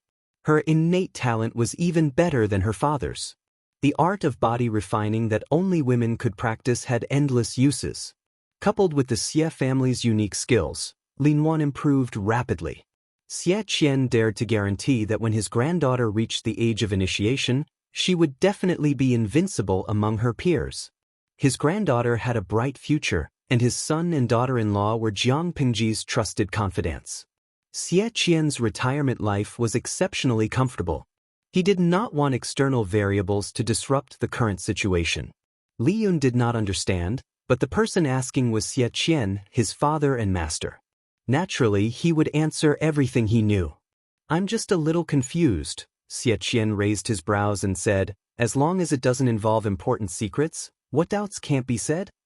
Xie Qian could not help but feel a headache coming on. In order for Li Yun to have the ability to protect himself and avoid possible enemies, he had extremely strict requirements for Li Yun's martial arts.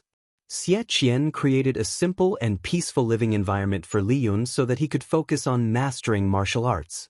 The master and disciple lived as savages in the mountains for more than 10 years. There were pros and cons to this approach. The pros were obvious, but so were the cons. His son's talent seemed to be focused on martial arts and commanding troops. He also walked the path of righteousness, but the people under Master Lanting's tent were all black-hearted.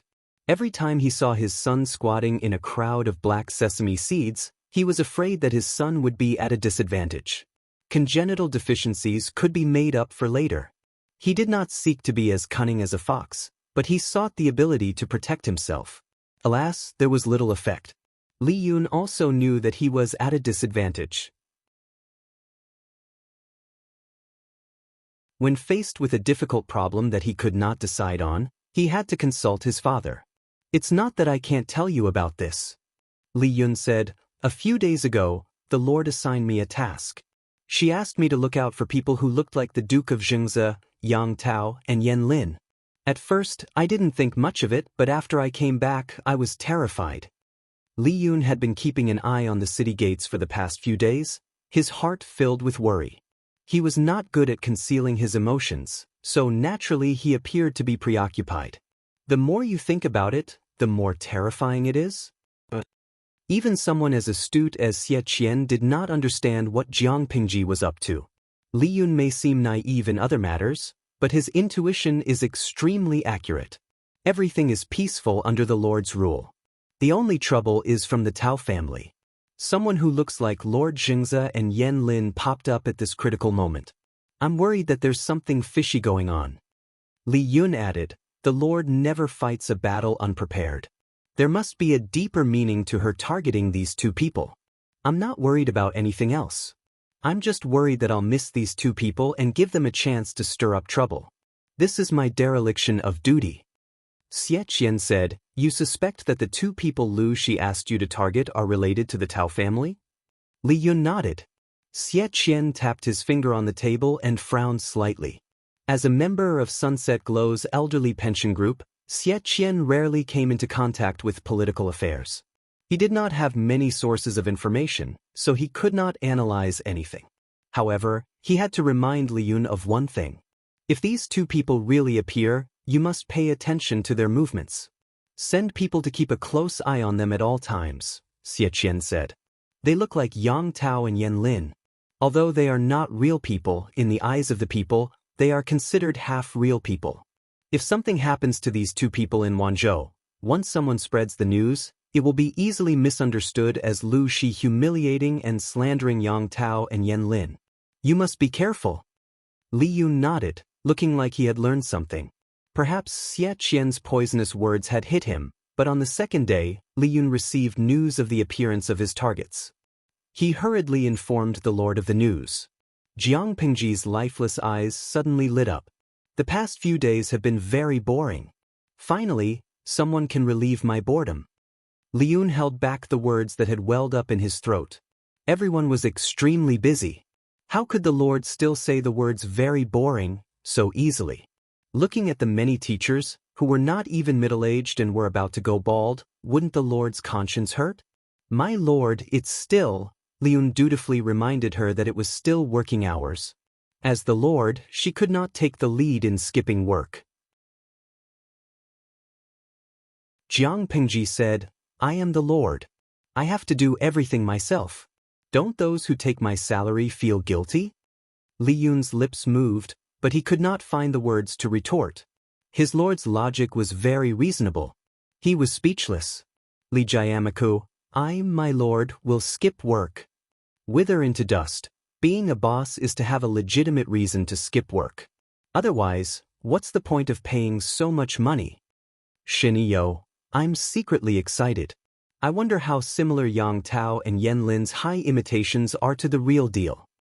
Yang Tao and Yen Lin were also handsome men who ranked highly on the attractiveness list. The former was bright and energetic, while the latter was dignified and romantic. However, the live stream was always following Jiang Pingji's perspective. The number of times they appeared could be counted on one hand. A group of good-looking fans could only hold onto the screenshots of the live stream to lick their faces.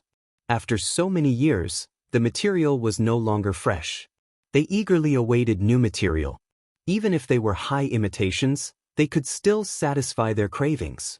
Lao Ciji Lianmeng, streamer, can you stop bullying the little angel Han Mei? He's so hot and cute.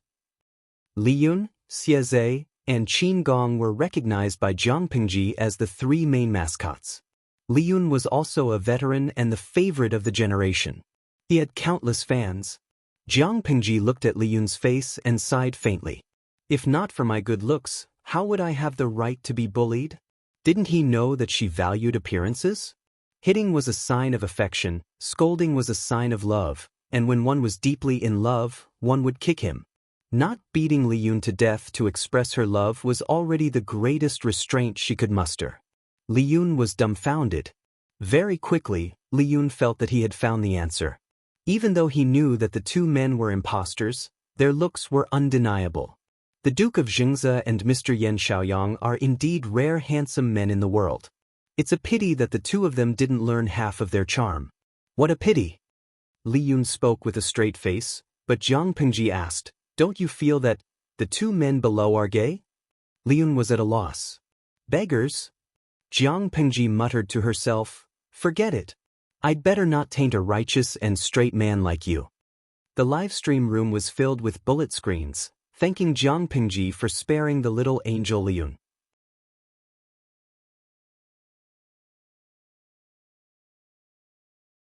Chapter 1380. When the two impostors arrived at Xiangyang district, they did not know that they had been targeted by Jiang Pingji the moment they appeared.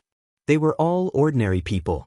Occasionally, they would daydream that they would rise to the sky and stand out from the crowd.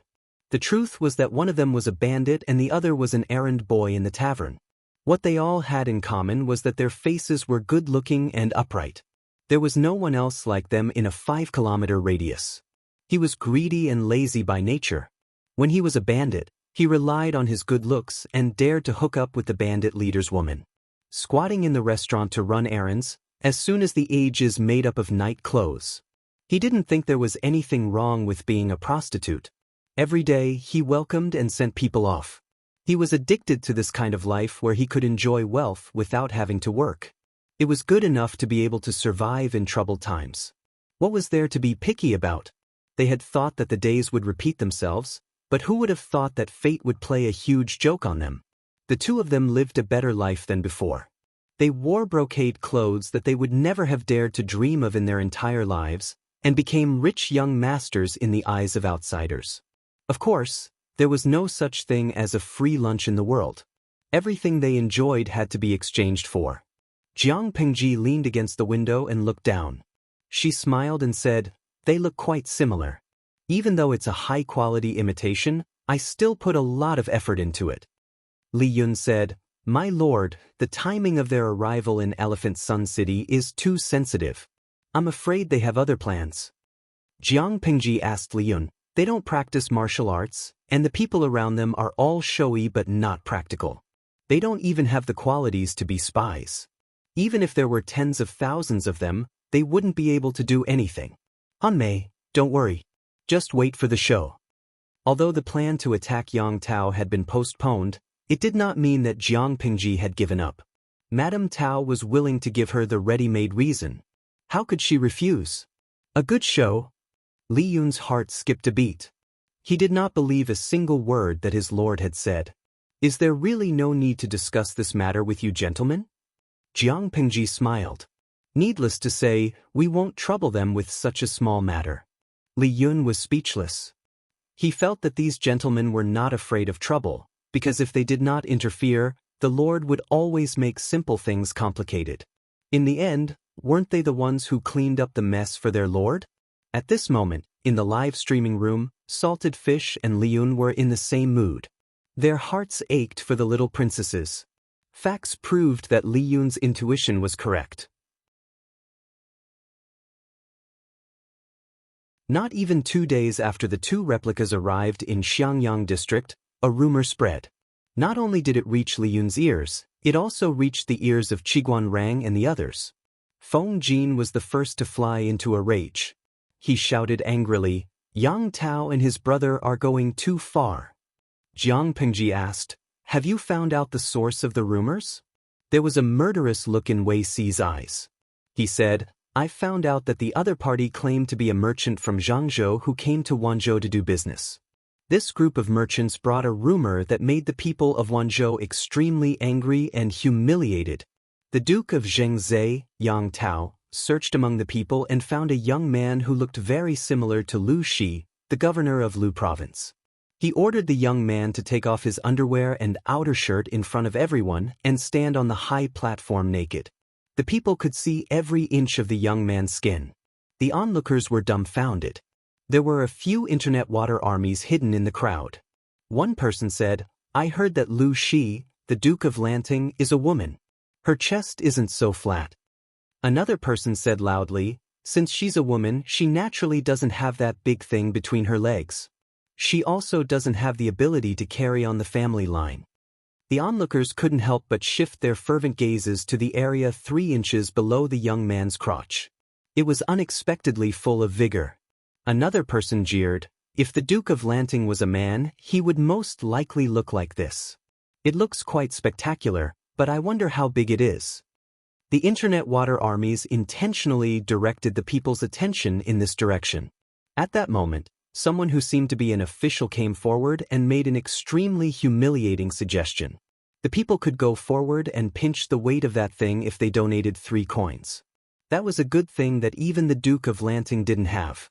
The people who loved to jeer were somewhat tempted, but no one dared to be the first to step forward. It was time for someone to step forward. With someone taking the lead, the people who harbored evil intentions also went forward to weigh the weight. Someone could actually do such an absurd and disgusting act? Feng Jin and the others were furious. Even if it was a groundless rumor, they felt extremely humiliated just thinking about the scene. Their blood boiled and they wanted to kill someone to vent their anger. Qiguan Rang and the others were furious. They couldn't wait to roll up their sleeves. Jiang Pingji, on the other hand, was calm and composed. "Why are you so angry?"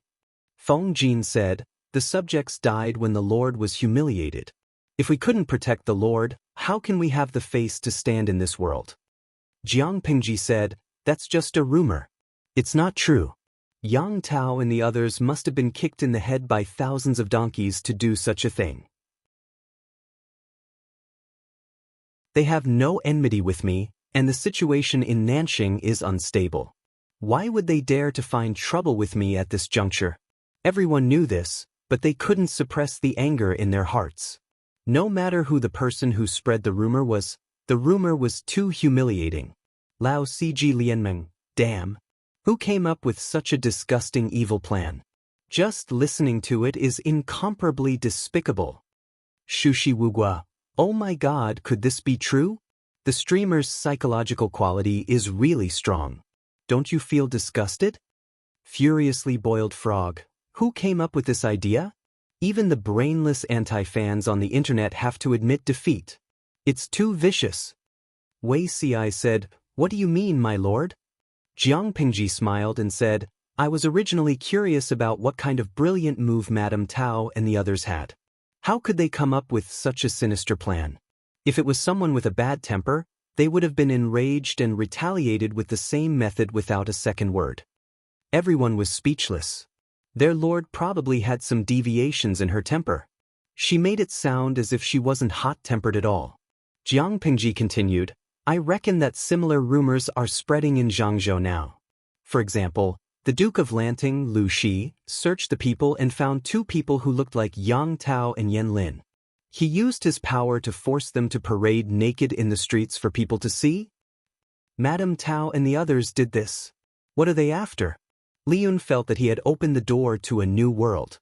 This operation was too scary. Jiang Pingji said, "Anyone with a discerning eye can tell at a glance that it's a rumor made up out of nothing. But the rumor is so unbearable that neither Yang Tao nor I can simply laugh it off. Not to mention anything else, the people will spread it by word of mouth. It won't be long before everyone knows about it. Even if we know it's fake, our reputation has already been trampled on. If we don't seek justice from the person in question, it's inevitable that we'll be suspected of being cowards." This era was not like the world of salted fish in the streaming room. In the world of salted fish, it didn't matter if people found out that an otaku released his life essence in front of a goddess's poster. At most, they would reveal a meaningful smile and smile at each other.